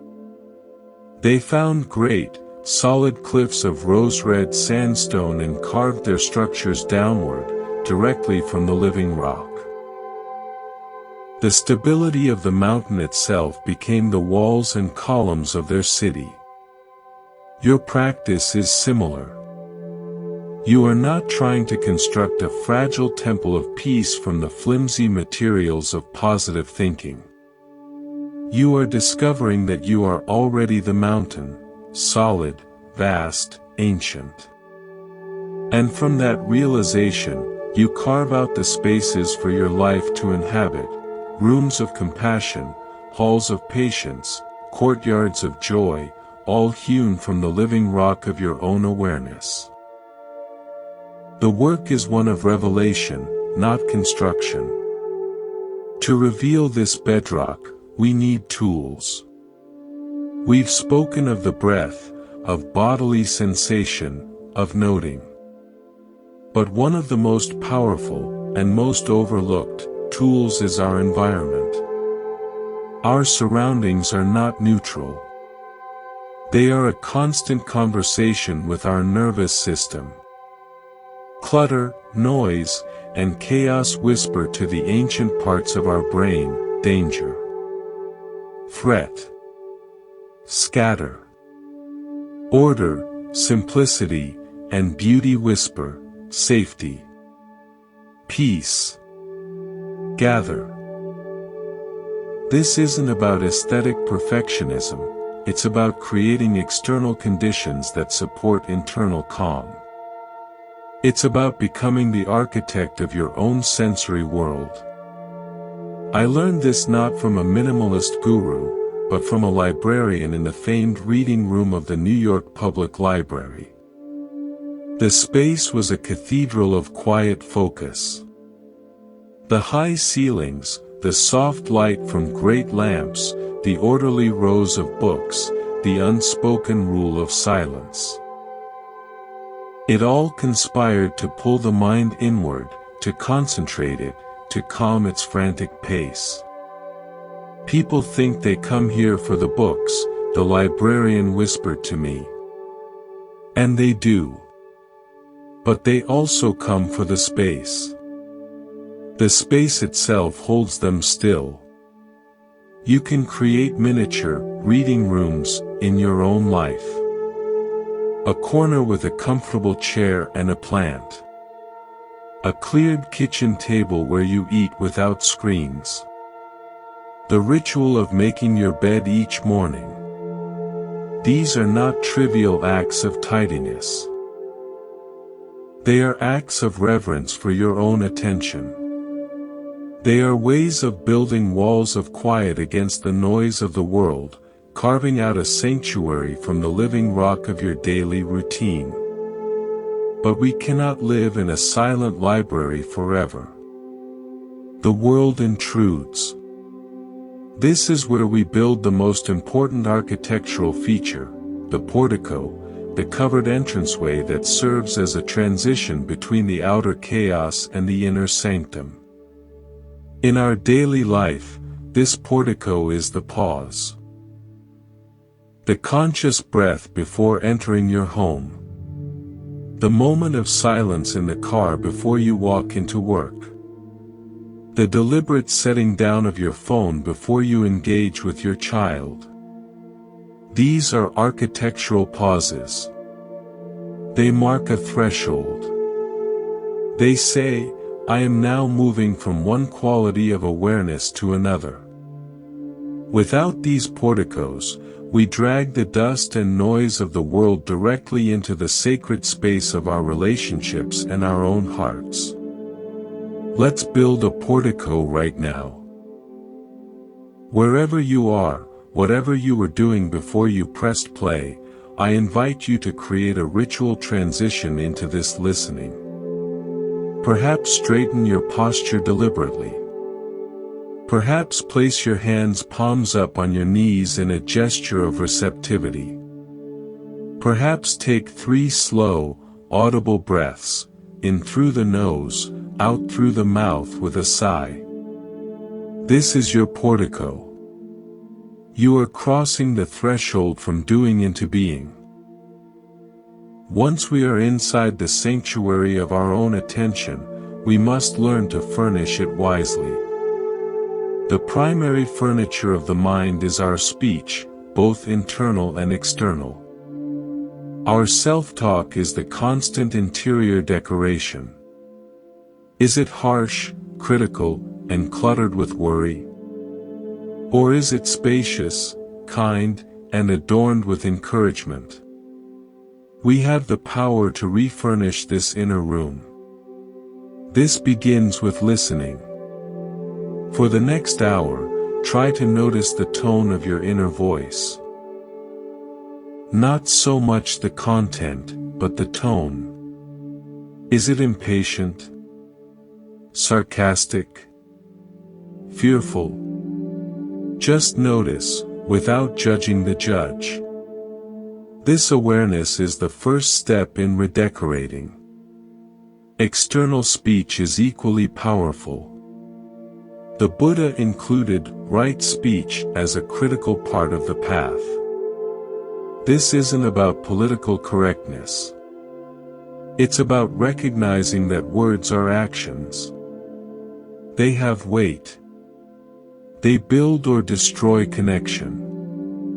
A practice I took from a Quaker meeting is the idea of speaking from the center. Before speaking, especially in a charged situation, one is encouraged to pause and ask, is this necessary? Is it true? Is it kind? Does it improve upon the silence?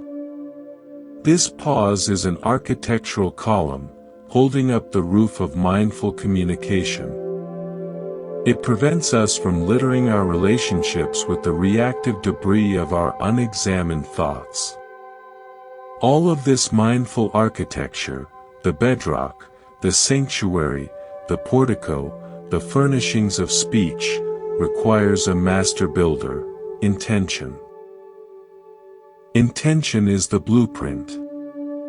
It's what you return to when the storms come and you forget the plan. Your intention might be simple: to be present, to be kind, to see clearly. You don't need to shout it from the rooftops. You simply hold it quietly in your heart, like a builder holds the architect's drawings in his mind. Every time you remember to take a conscious breath, you are consulting the blueprint. Every time you choose a kind word over a cutting one, you are following the plan. Intention is the quiet director of the construction of your day. I was reminded of the power of sustained intention while walking the Camino de Santiago, the ancient pilgrimage route across Spain. People walk for weeks with one clear, overarching intention: to arrive at the cathedral in Santiago. That intention shapes every decision: when to wake, how far to walk, what to carry, when to rest. It makes the hard miles meaningful. Your daily life is your Camino. Your intention to be awake, to be compassionate, is your Santiago. It won't make the path always easy, there will still be blisters and rain and fatigue, but it gives every step a direction and a purpose. The mundane acts of cooking, commuting, and working become part of the pilgrimage when they are walked with the intention of presence.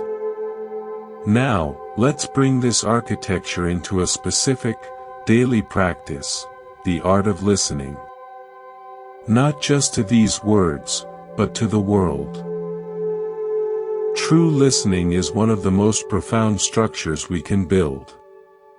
It creates a space for others to exist fully. Most of the time, when others speak, we are not listening, we are rehearsing our reply, judging their statement, or waiting for our turn. This is like building a wall between ourselves and the speaker. Deep listening is building a bridge. It requires that we quiet our own interior noise, our opinions, our cleverness, our need to be right, and become a hollow vessel to receive the sound of another's being. Practice this today.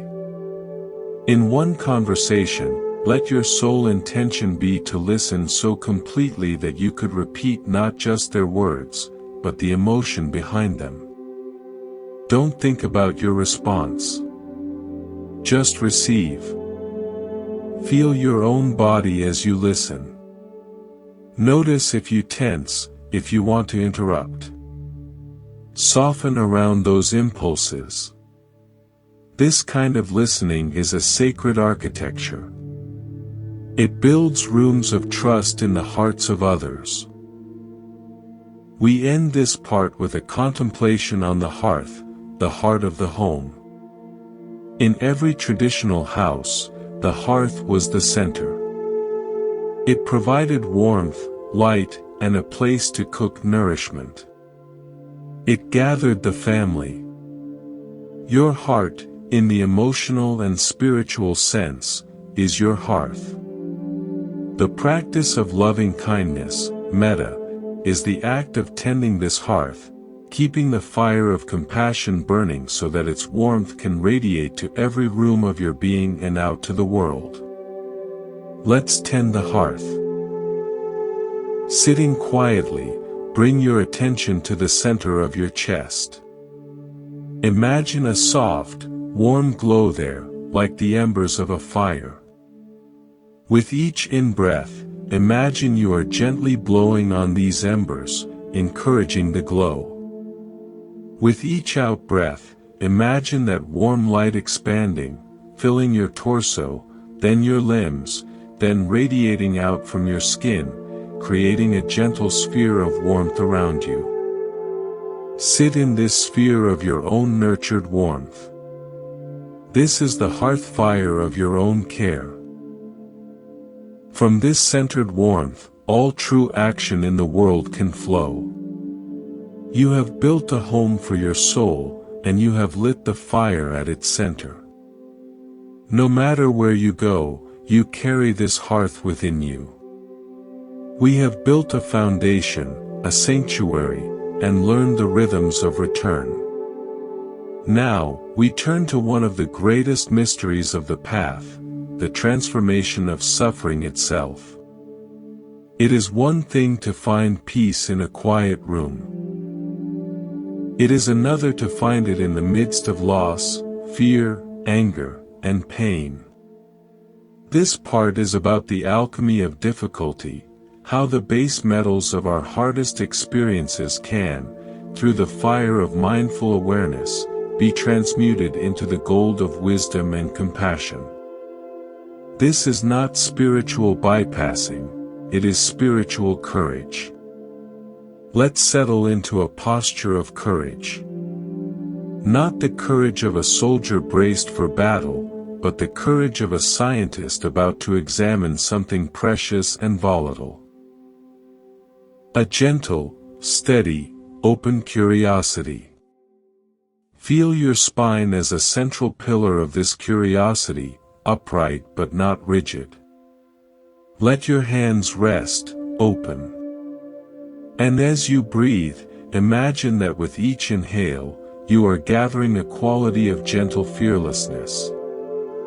With each exhale, you are releasing any need for the difficulty to be other than it is. We are not going to fight what arises, we are going to meet it with a new kind of attention. Our instinct with pain, physical, emotional, or mental, is to contract. To pull away. To build a wall. We see it as an enemy to be defeated or an error to be eliminated. But what if pain is not the enemy? What if it is a messenger? A fierce, undeniable, often unwelcome messenger carrying news about a boundary that has been crossed, a need that is unmet, a truth that has been avoided. The problem is not the message, it is our reaction to the messenger. We shoot the herald because we don't like the news. The practice is to learn to receive the message without being destroyed by it. To listen to pain with the same respectful attention we might give to a dear friend who has come, in tears, to tell us something important. I learned about listening to difficult messengers from a professional forester in the Pacific Northwest. He took me into an old-growth forest that had recently burned in a wildfire. To my untrained eye, it was a scene of devastation, blackened, skeletal trees, ash-covered ground. But he saw something else. He pointed to fire-resistant cones that had opened in the heat, scattering seeds. He showed me nutrient-rich ash that would fertilize the soil. He explained how the fire cleared the dense understory, allowing sunlight to reach the forest floor for the first time in decades, enabling a new generation of diverse life to emerge. The forest needs the fire, he said. Not every fire, and not too often. But this kind of high-intensity, natural fire is part of the cycle. It's how the forest renews itself. It looks like death, but it's really a kind of brutal rebirth. Our psychological and emotional fires can be viewed the same way. A period of depression can burn away false identities. A wave of grief can clear the understory of trivial concerns, allowing the sunlight of what truly matters to reach our soul's floor. Anger can be the heat that forges stronger boundaries. The fire is painful, terrifying. But within it lies the seed of renewal, if we have the eyes to see it and the courage not to flee. The first step in this alchemy is to stop fueling the fire with the gasoline of resistance. Resistance is the energy of, "this shouldn't be happening." It's the mental argument with reality. And that argument creates a secondary layer of suffering, the suffering about the suffering. The initial pain is the first arrow. Our rage, fear, and story-making about that pain is the second arrow. As the old saying goes, the Buddha taught that while we cannot always control the first arrow, we can choose not to shoot the second one. Our work is to lay down the bow of resistance. How? Through a radical and counterintuitive move, turning toward. Not with aggression, but with a soft, investigative attention. When you feel the clench of anxiety, instead of trying to distract yourself or talk yourself out of it, try this. Say inwardly, softly, "Hello, anxiety. I feel you." Then drop your awareness directly into the physical epicenter of the feeling. Where is it? The chest? The gut? What are its precise qualities? Is it a flutter, a weight, a vibration, a hollow ache? Explore it as if it were a newly discovered geological formation. This act of turning toward, of saying, "hello," disarms the second arrow. You are no longer at war with the experience, you are in relationship with it. And in any relationship, the shift from hostility to curiosity changes everything. I saw the power of this turning toward in a completely different context, a master-level chess tournament. I was watching a player who found himself in a seemingly lost position, down significant material. The typical reaction is frustration, panic, a desperate search for a non-existent miracle move. This player did something remarkable. He leaned back, took a deep breath, and then leaned forward, his gaze intensifying on the board. He wasn't looking for a way out, he was looking deeply into the position, accepting its reality fully. He was exploring the truth of his disadvantage with utter clarity. And in doing so, he saw a hidden, subtle resource. A positional weakness in his opponent's camp that was only exploitable from this exact, difficult configuration. He didn't win, but he created a profound, resilient defense that turned a certain loss into a dignified, hard-fought draw. He turned the difficulty itself into his teacher. Our inner work is like this.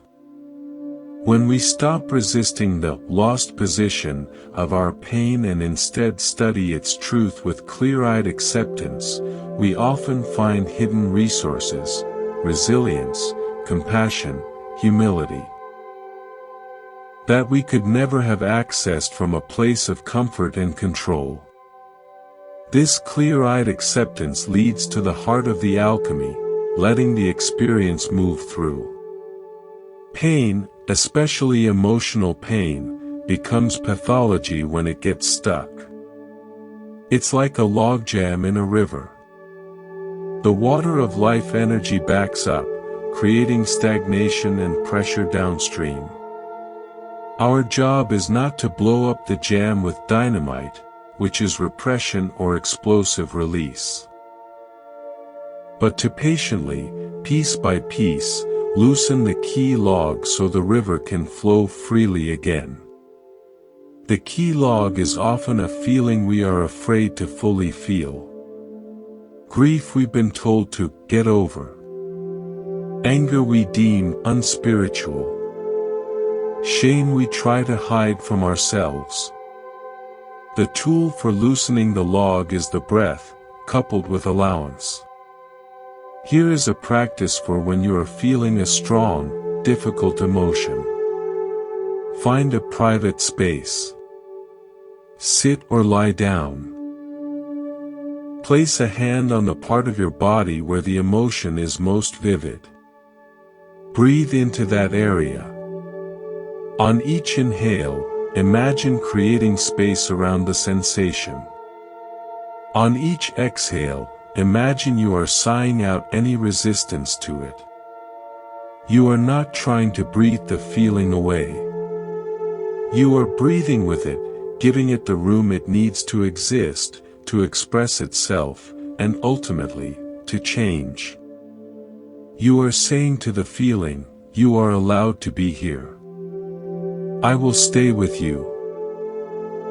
This permission is often the very thing the trapped emotion needed to begin its movement. Tears may come. Shaking may happen.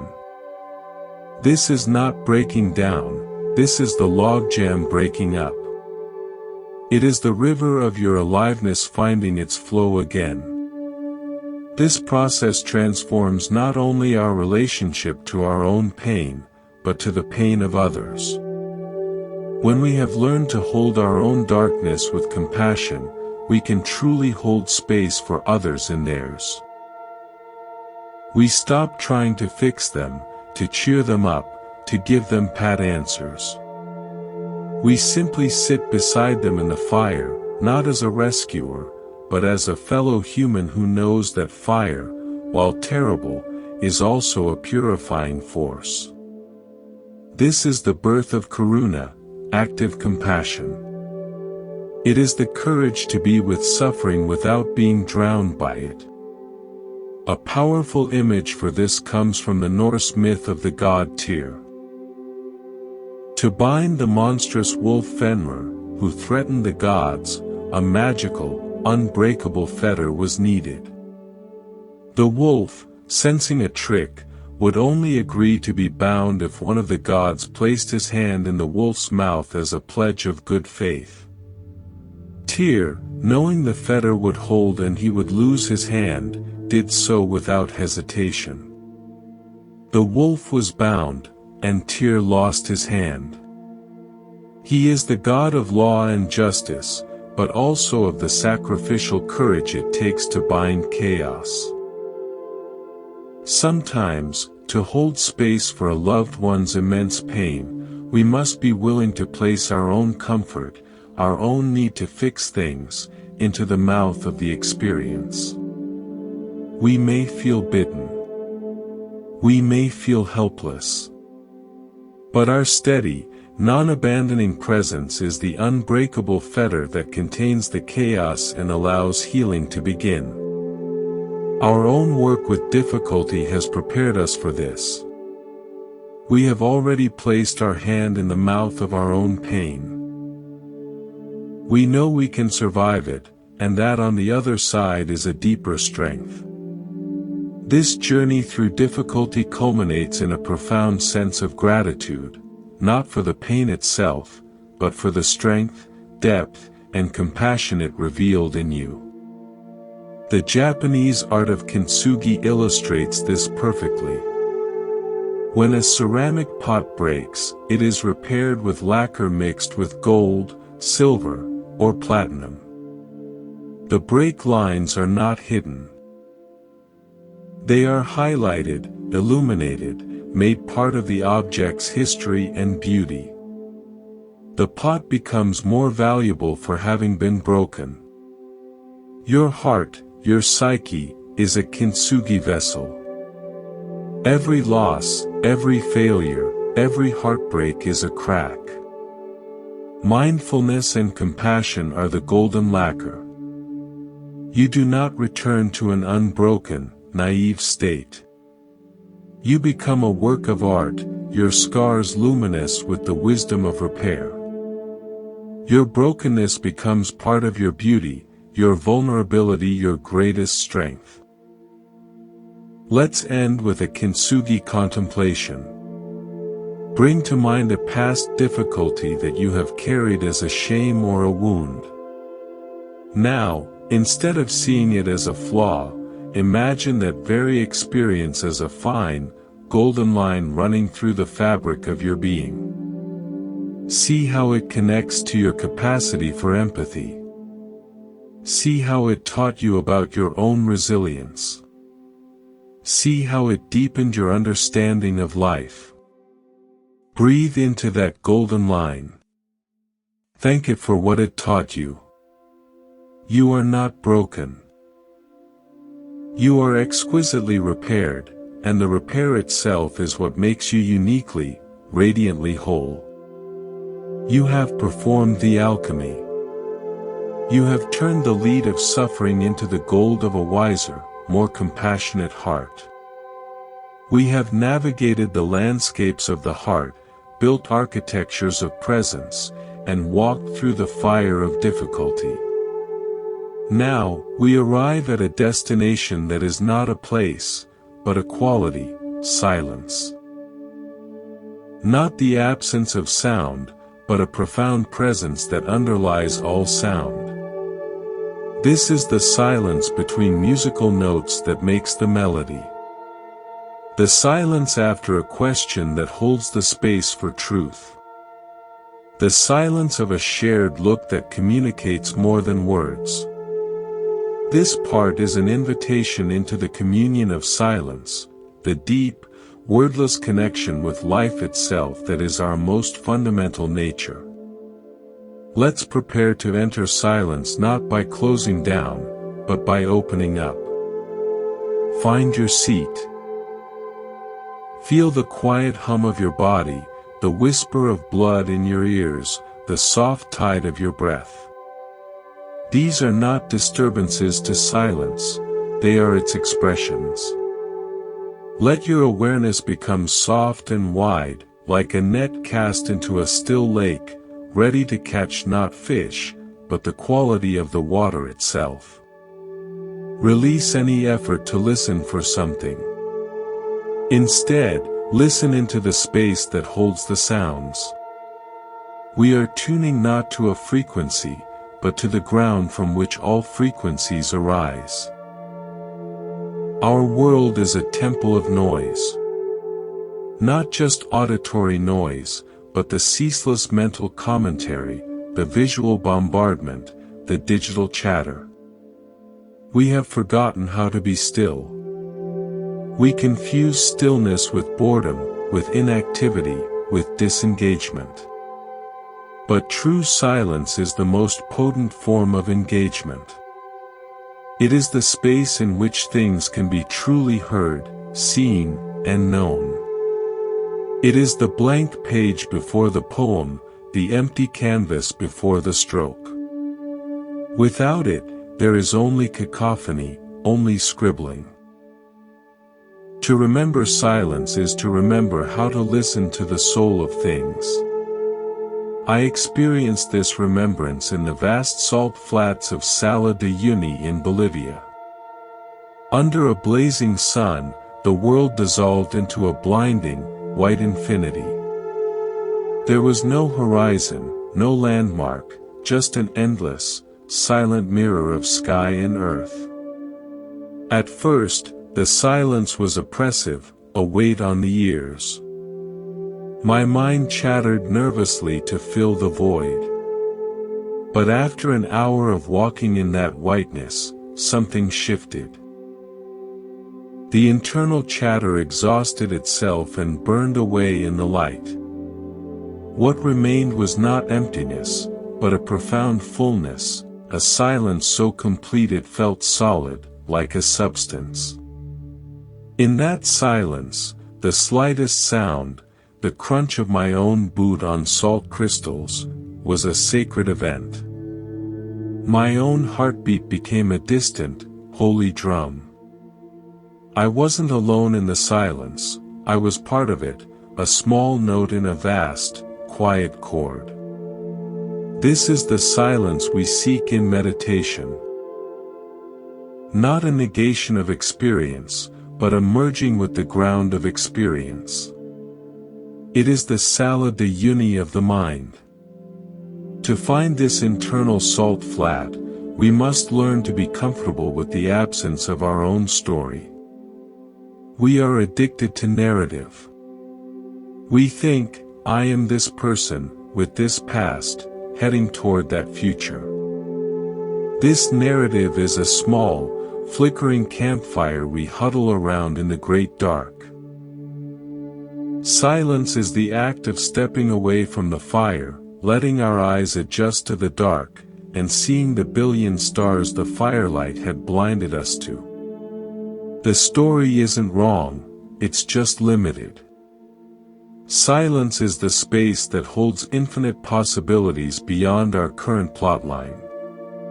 How do we step away from the campfire? We practice non-grasping. Usually, when a thought arises, we grab it. We follow it, we amplify it, we build on it. In silent meditation, we practice letting the thought be like a bird flying through the sky of our awareness. We see it, we acknowledge its flight, but we do not run after it. We do not build a nest for it. We let it cross the sky and disappear. This is not suppression, it is a graceful not doing. It is the art of receiving without clinging.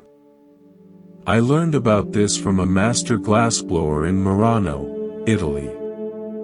He gathered a molten gather of glass on his blowpipe, a glowing, viscous orb. To shape it, he didn't clutch at it with tools. He rolled it gently on a steel table, marveling. He let it swing and elongate by its own weight. He breathed into it with steady, even pressure. His skill was in a kind of intelligent allowing, a partnership with the material's nature.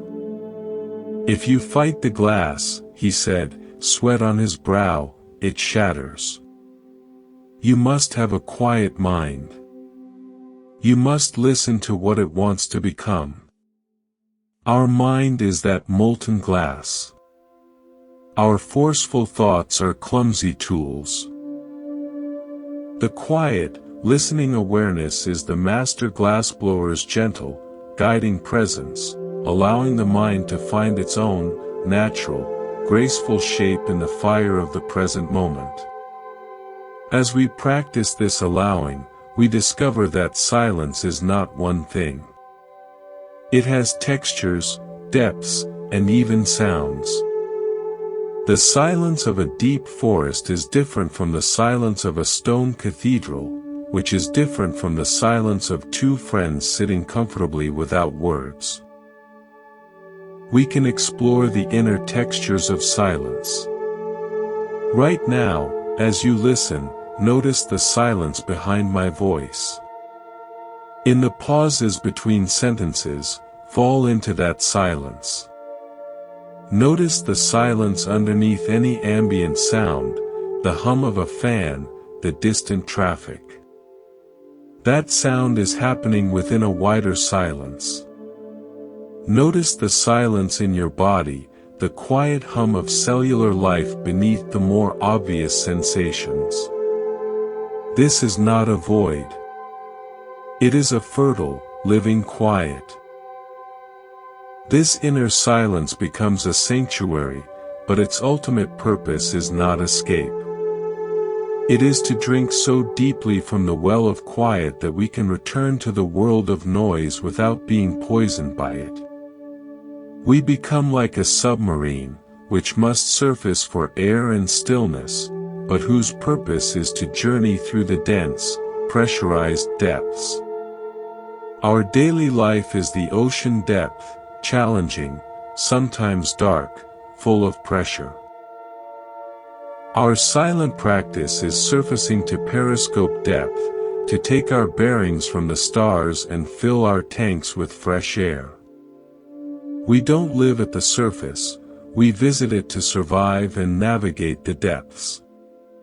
A regular practice of silence is what allows us to move through a noisy, demanding world without being crushed by it, without losing our sense of direction. From this nourished silence, a new kind of communication becomes possible. We realize that the most important things are often said without words. A hand on a shoulder. Tears shared. A smile that holds understanding. These are the languages of silence. They bypass the clumsy translations of the thinking mind and speak directly heart to heart. In this space, listening becomes an act of worship, and presence becomes the greatest gift we can offer. I was reminded of this while volunteering at a hospice. There was a patient, a former professor, now in the final stages of illness, who had stopped speaking.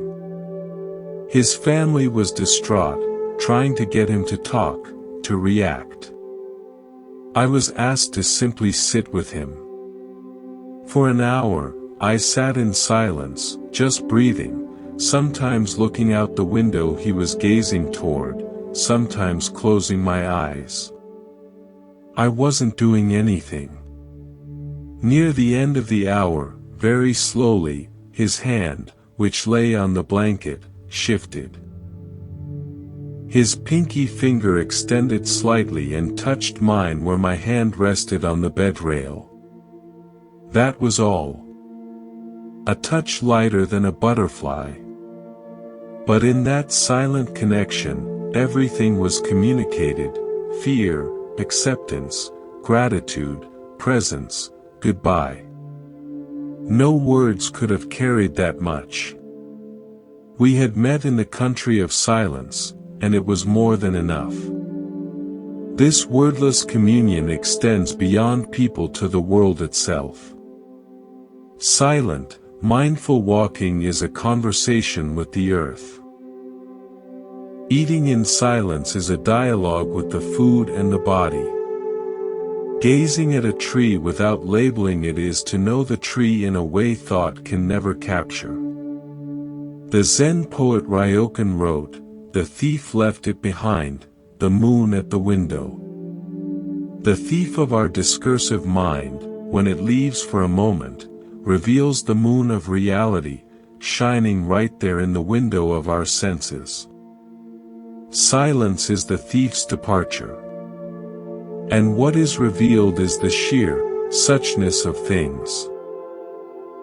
The moon, the tree, the taste of water, the feeling of breath, in their pristine, uninterpreted presence.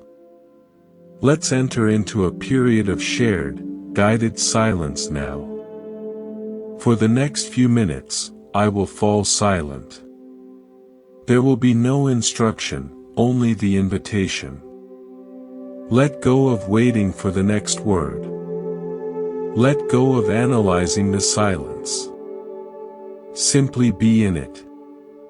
Let the sounds that arise be like stones dropped into this still pool of listening. Notice the splash, then watch the ripples fade back into stillness. Feel your body sitting. Feel the air moving in and out. Be the pool. Be the stillness receiving the sound. Be the silence that hears. And as we gently return from the depths of shared silence, know that this quiet pool is always within you. You can visit it any time. It is the source of your clarity, your compassion, and your connection to all things. You have not just been listening to silence, you have been communing with the very substance of your being. We will close this part with a practice for carrying silence into action. Today, choose one routine activity: making a cup of tea, walking to your car, washing your hands. Perform it in slow motion, with absolute, silent attention. Let the activity itself be your mantra, your prayer.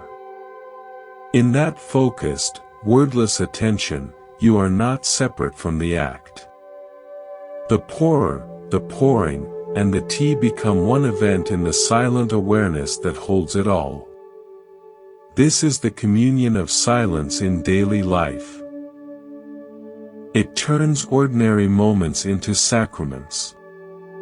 We have sat in the sanctuary of silence, learned from the fires of difficulty, and built a foundation of mindful presence. Now, we come to the process of weaving these threads into the fabric of a life. This is not an end point, but a flowing current, the river of integration. Here, practice ceases to be something we do and starts to become something we are, in motion, in relationship, in the beautiful, messy flow of being human. This part is about learning to swim in that river with grace, allowing the wisdom of stillness to inform the dance of action. Let's begin by feeling this flow. Instead of settling into a static seated posture, bring your awareness to the dynamic processes already happening. Feel the pulse of blood, a river within. Feel the breath, a tide. Feel the subtle, constant adjustments your muscles make to keep you upright, a dance with gravity. You are not a statue on a path. You are a flowing event, a process, a verb. Rest your attention on this feeling of being alive, in motion, right now. Integration is the great challenge and the great promise. It's the difference between knowing the map and walking the territory. We can have profound insights on the cushion, but the real test is in the traffic jam, the difficult conversation, the moment of disappointment. How does the calm of the sky inform the storm of the office meeting? How does the patience of the gardener meet the frustration of a failed plan? This is where spirituality gets its boots dirty. It becomes real. I often think of integration like the process of a river delta. A river, born in the clear, singular focus of a mountain spring, gathers tributaries, carves canyons, and moves with power. But when it meets the sea, it doesn't end in a clash. It slows, it spreads, it braids into 100 channels, it mingles its fresh water with the salt, depositing silt to create unbelievably fertile new land.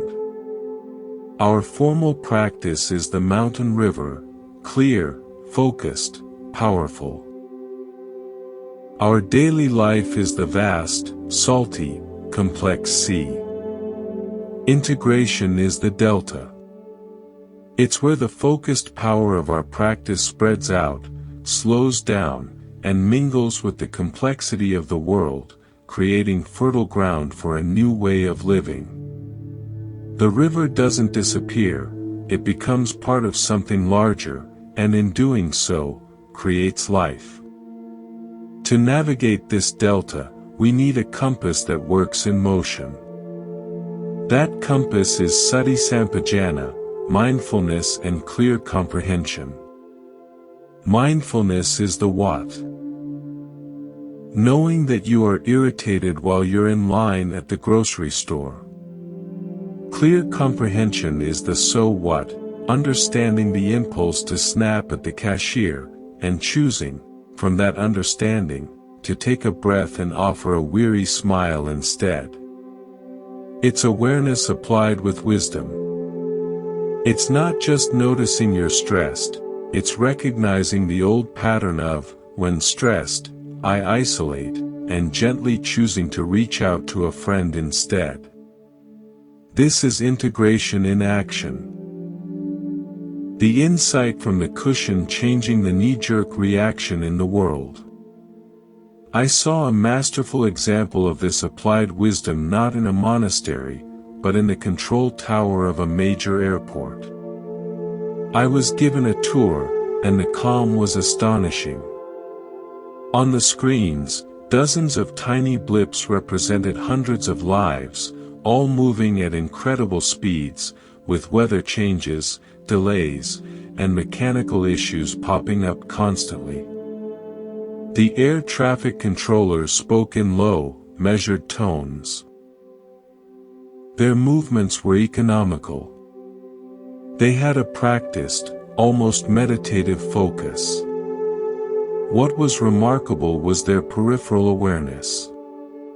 While focused on sequencing 2 landing planes, they were also aware of a storm cell building to the west and a plane holding with a minor issue. Their training was to maintain a wide, soft focus that could instantly zoom in with precision when needed. This is the mind of integration. Not a laser beam that sees only one thing, nor a diffuse fog that sees nothing clearly. It's a wide, relaxed awareness that holds the whole field of your life, work, relationships, health, inner state, and can bring precise, compassionate attention to the element that needs it most in any given moment, without losing the whole picture. So how do we develop this controller's mind? We practice in the micro moments. It's the pause before hitting send on an angry email. It's feeling the urge for a third drink and choosing to have a glass of water instead. It's noticing you're scrolling mindlessly on your phone, and placing it down to look out the window for 1 full minute. These are not grand renunciations. They are tiny, daily acts of sovereignty. They are you, the aware being, gently taking the controls back from the autopilot of habit. Each one is a thread of mindfulness woven into the day's fabric. One of the richest fabrics of our lives is our relationships. Here, integration faces its sternest test and finds its deepest reward. Our closest relationships are mirrors, relentlessly showing us our unattended wounds, our triggers, our capacities for love and pettiness. Spiritual practice that doesn't work here is just a hobby. The goal is not to become a perfect, unflappable partner or parent. That's an illusion. The goal is to bring awareness into the flapping.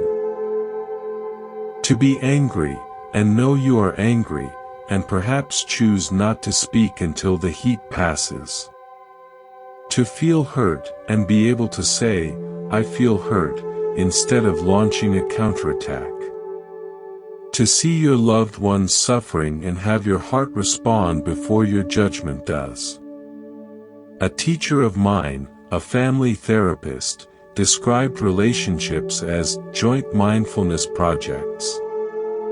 He said, the most powerful thing you can do for your relationship is not to become enlightened alone on a mountaintop. It's to stand in your own muddy, reactive boots and say to your partner, I see my part in this. My fear is talking. Can we start again? This is Delta work. It's where the clear water of your intention meets the salty complexity of another's history and pain, and you work together to build fertile ground. This work extends to our relationship with the body. For many, the body is a source of complaint, a problem to be managed. Integration invites us to come home to the body as a friend, a messenger, the very vehicle of our awakening. This means listening to its signals of fatigue with respect, not pushing through with caffeine and willpower. It means feeling hunger and eating with attention, not distraction. It means moving it in ways that bring joy, not punishment.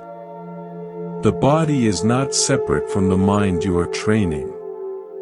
A calm mind in a neglected, stressed body is an unstable equilibrium.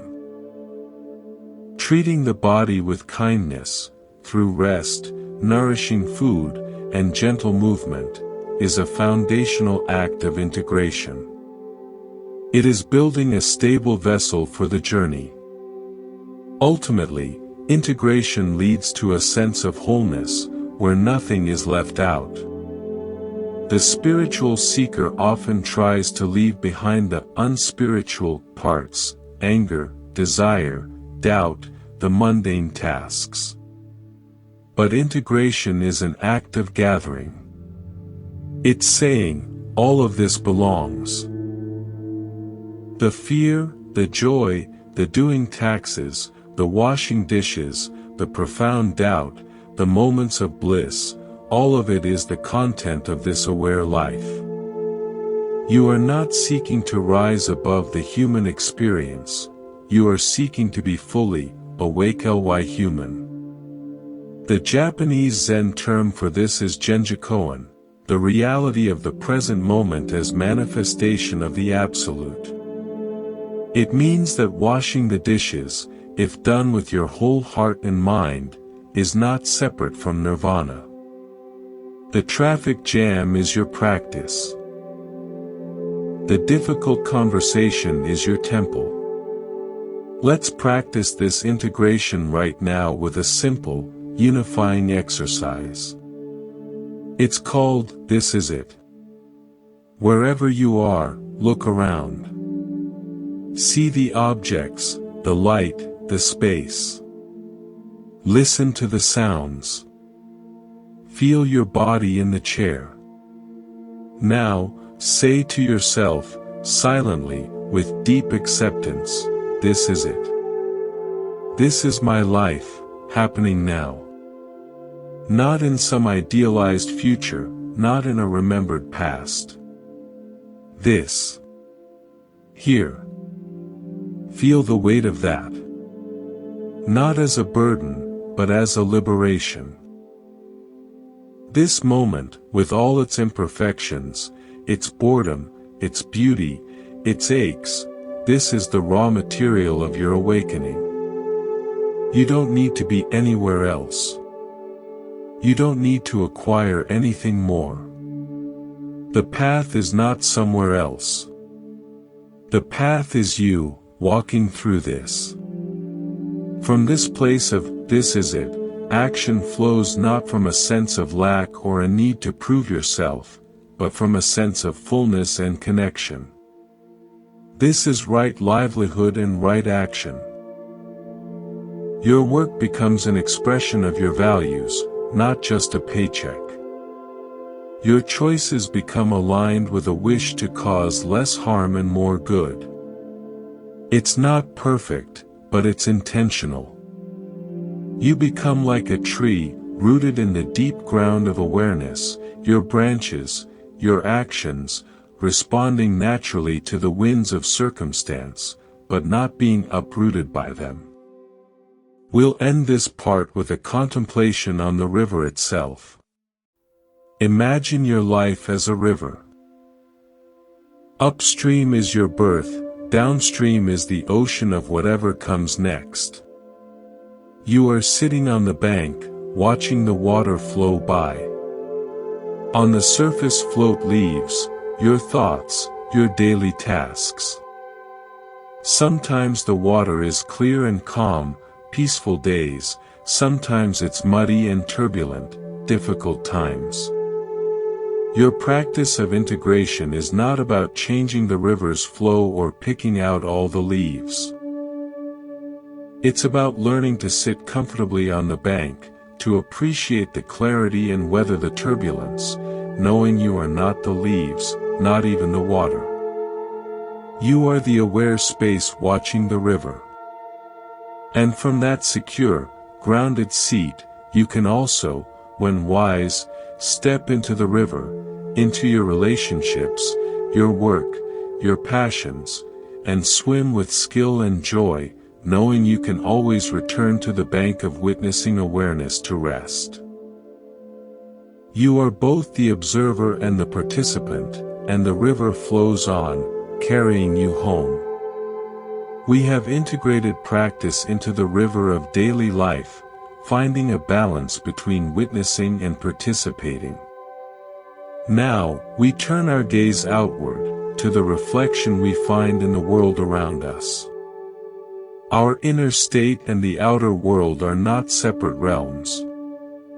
They are in constant, intimate dialogue.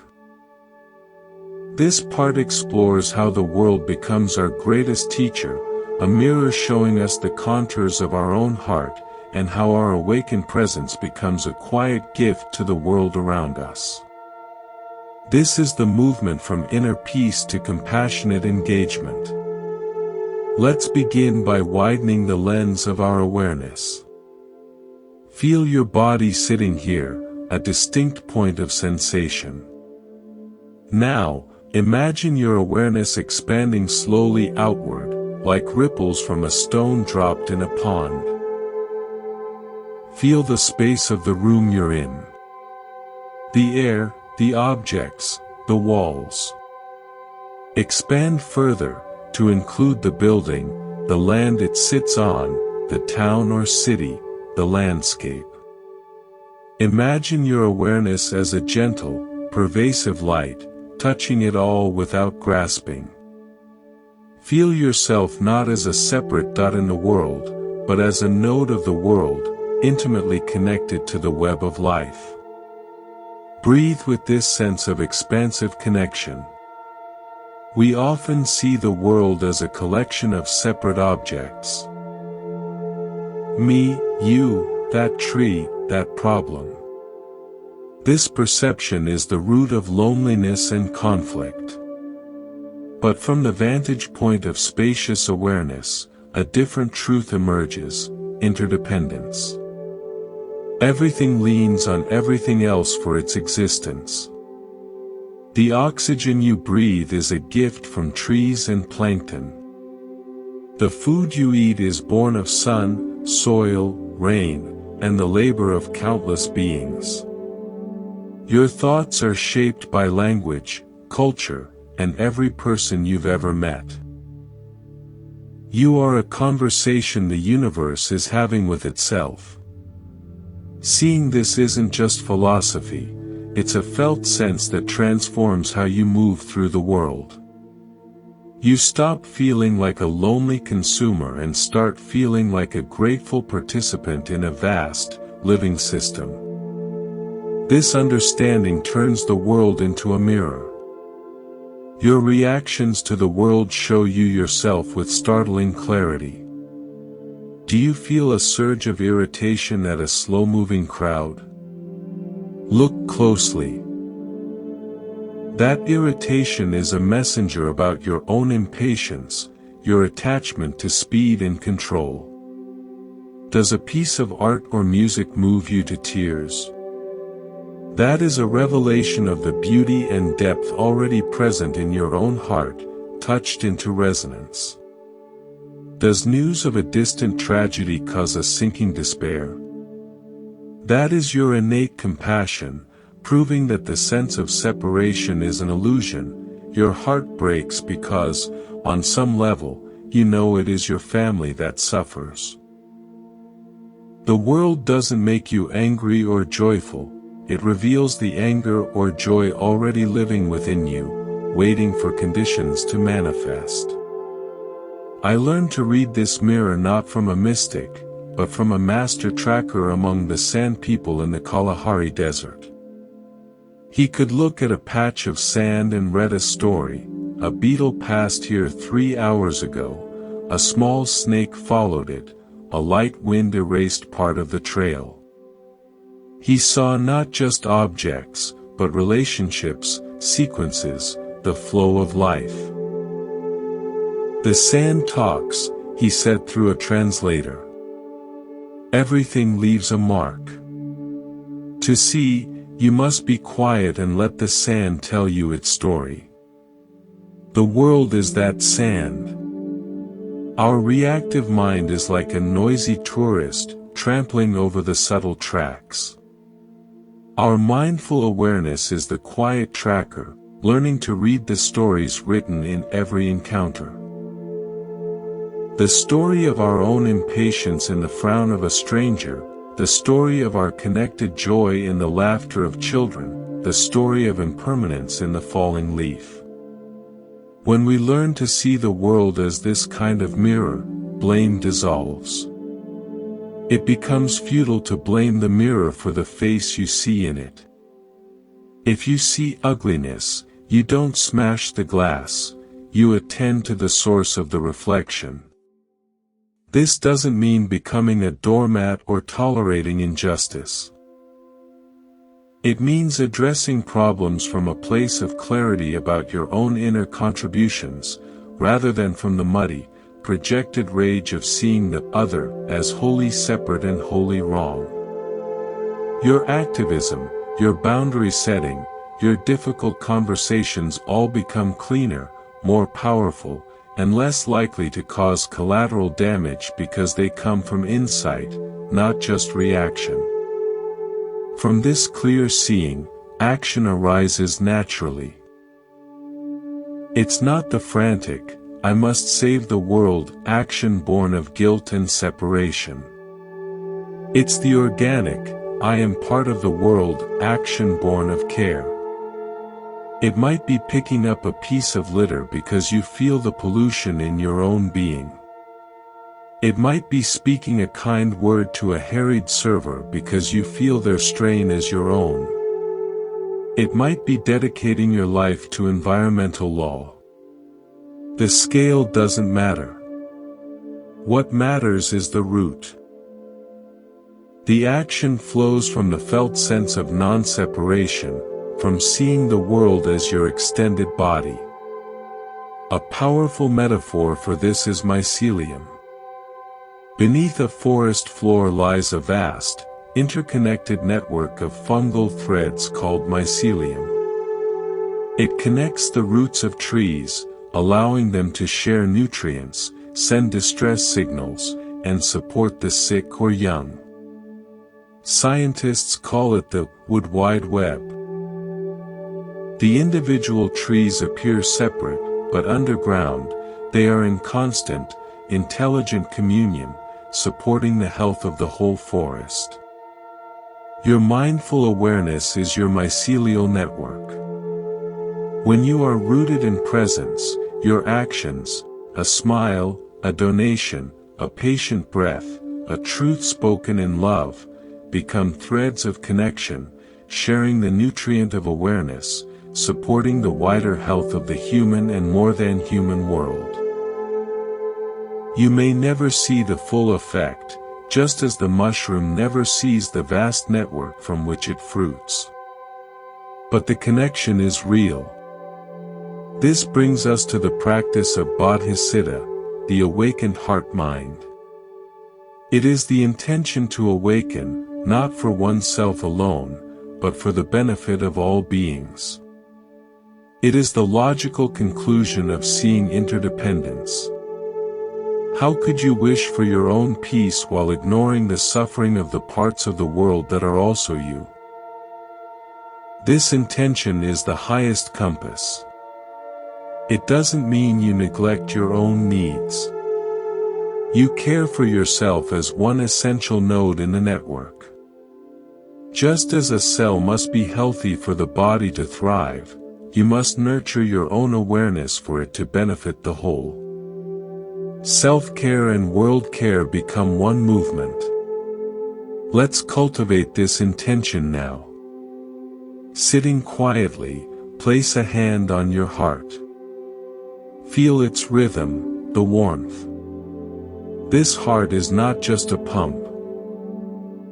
In many traditions, it is the seat of wisdom and connection. Now, silently offer this aspiration. May the clarity and peace I find benefit not just me. May it become a source of stability and kindness for those around me. May it ripple out, in ways seen and unseen, to touch all who suffer. For the benefit of all, I choose to pay attention, to be present, to be kind. You are not generating a feeling you don't have. You are aligning your will with the deepest truth of interconnection. You are setting your compass toward awakening together.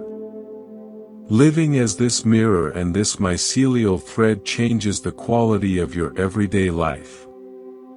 You begin to experience what Brother David Steindl-Rast calls the gratefulness that goes beyond gratitude. It's not gratitude for things, but gratefulness as a way of being.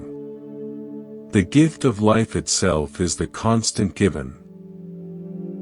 The morning light, the challenge that helps you grow, the obstacle that teaches patience, the person who irritates you and shows you your edges, all of it becomes part of the curriculum of awakening.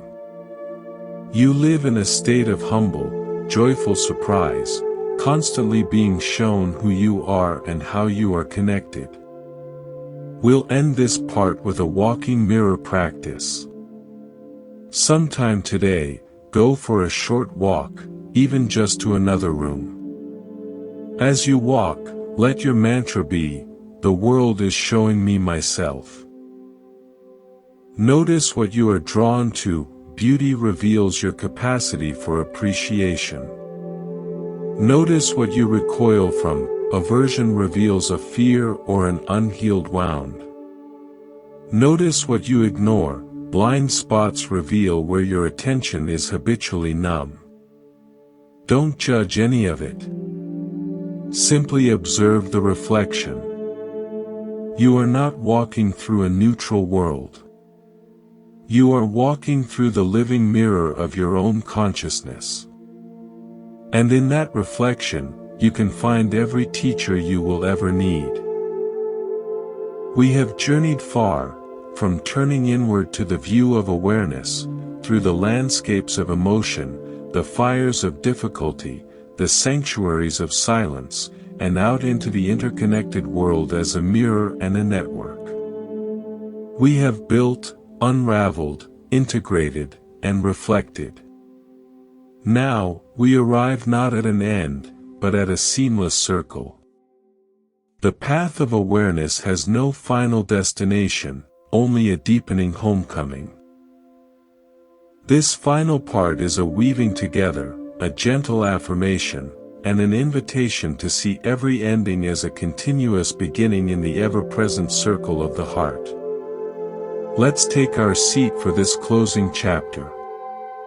Let your posture be one of completeness, not of someone about to acquire something, but of someone who has returned to a familiar, beloved place.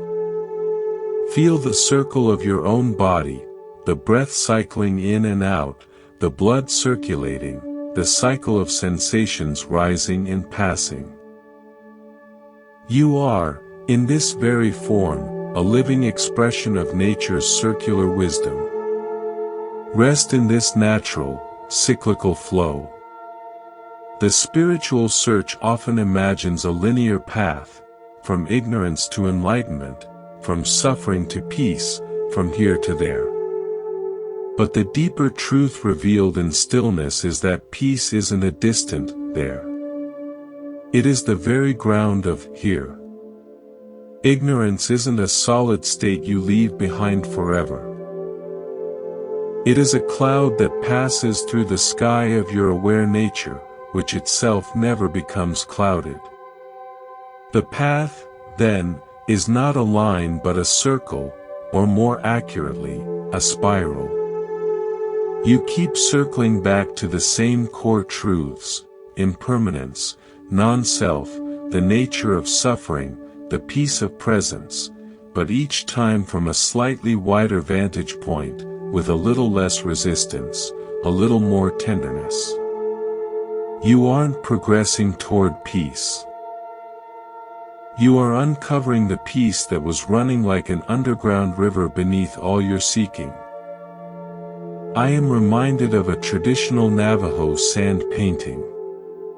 Exquisite, intricate patterns are created from colored sands, grain by grain, in a sacred ritual for healing. The creation is a meditation, a prayer. And at the end of the ceremony, in a profound teaching on impermanence and non-attachment, the entire painting is swept up, the sands mingled and returned to the earth. The beauty wasn't in the preservation of the form, but in the act of mindful creation and release. Our practice is like that sand painting. We sit each day, arranging the grains of our attention into patterns of calm, insight, and compassion. And then we get up, and the winds of daily life sweep through, scattering the pattern. We don't cling to yesterday's perfect meditation. We return the next day, not to rebuild the same painting, but to engage once more in the sacred act of creation, of attention itself. The circle is complete: creation, appreciation, release, and return. This circular understanding dissolves the last vestiges of spiritual striving. There is no finished product of you to achieve. There is only the ongoing, ever-fresh process of showing up for this moment. Your worth is not in how enlightened you become, but in the sincerity of your return to presence, again and again. The Zen master Shunryu Suzuki called this beginner's mind. He said, "In the beginner's mind there are many possibilities, in the expert's mind there are few." The circle keeps you a perpetual beginner, fresh to each moment, free of the heavy baggage of how far you've come. Each breath is your first breath. Each moment is a new world. From this place of beginner's mind, the deepest kind of love becomes possible, love as a spacious allowing, not a possessive grasping. We often love like a gardener who tries to glue the petals onto a rose. We want our loved ones to be static, to conform to our image of them, to provide perpetual comfort. This kind of love is fragile, because it fights against the law of the circle, the law of change. True love is the love of the sky for the clouds. It holds them, appreciates their forms, lets them drift and transform, and never mistakes a passing storm for a permanent loss of the sky. It is a love that says, "I am here, and I give you the space to be exactly as you are, in all your glorious, changing humanity." This is the love that heals, because it is the love of reality itself. And so, our practice circles back to where it always begins and ends, with simple, abiding kindness. For yourself first. Then, rippling out. The Tibetan teacher Patrul Rinpoche said, "Though my view is as spacious as the sky, my actions and attention to detail are as fine as barley flour." The vast, sky-like view of awareness is meaningless if it doesn't translate into the fine flower of daily kindness. The patient word, the small act of care, the willingness to listen, the courage to be gentle in a hard world. This is the circle closing, the boundless awareness of the sky becoming the precise, loving action of a human hand. Let's perform a final, unifying practice. It's called the Circle of Blessing. Sit quietly. Bring to mind someone who has been a benefactor to you, a teacher, a friend, a family member, even a stranger who showed you kindness. Picture them clearly. Feel gratitude for them in your heart. Silently say, "May you be well. May you be happy. May you be at peace." Imagine sending a wave of golden light from your heart to theirs. Now, bring to mind yourself, sitting here. Offer the same wishes to yourself, with the same sincerity. May I be well. May I be happy. May I be at peace. Feel the light bathing your own being. Next, bring to mind someone you feel neutral about, a checkout clerk, a neighbor you don't know well. Offer the wishes. May you be well. Then, if you are ready, bring to mind someone with whom you have difficulty. See their humanity, their own suffering. Offer the wishes, even if it's just a whisper. May you be well. Finally, expand your awareness to include all beings in all directions, friends, strangers, animals, those you agree with, those you don't, across all time and space. Pour out the wish, may all beings, without exception, be well, be happy, be at peace. Feel your heart as the center of this radiating circle, not as a source that empties, but as a wellspring that is replenished by the very act of giving.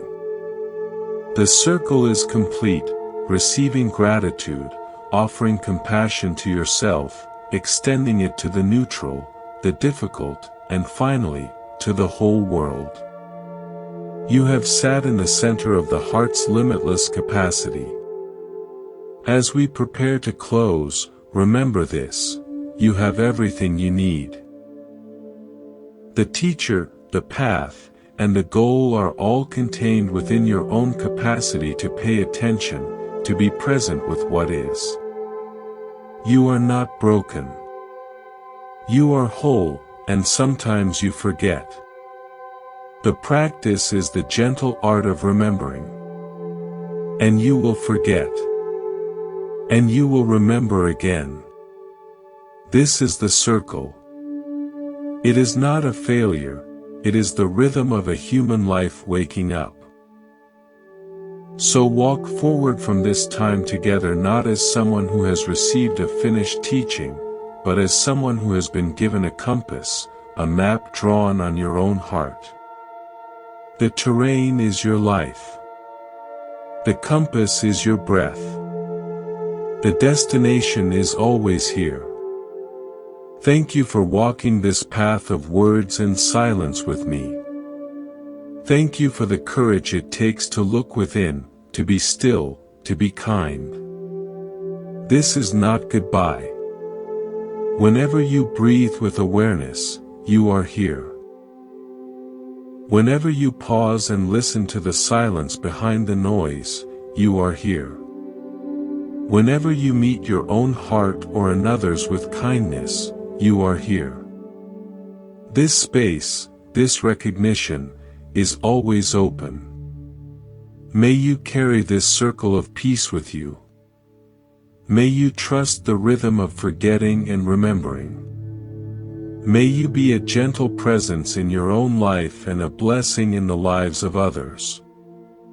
May you know, deeply and without doubt, the profound peace of your own true nature. Take one last, deep, conscious breath with me. Breathing in, receiving all that you are. Breathing out, releasing everything you are not. You are home.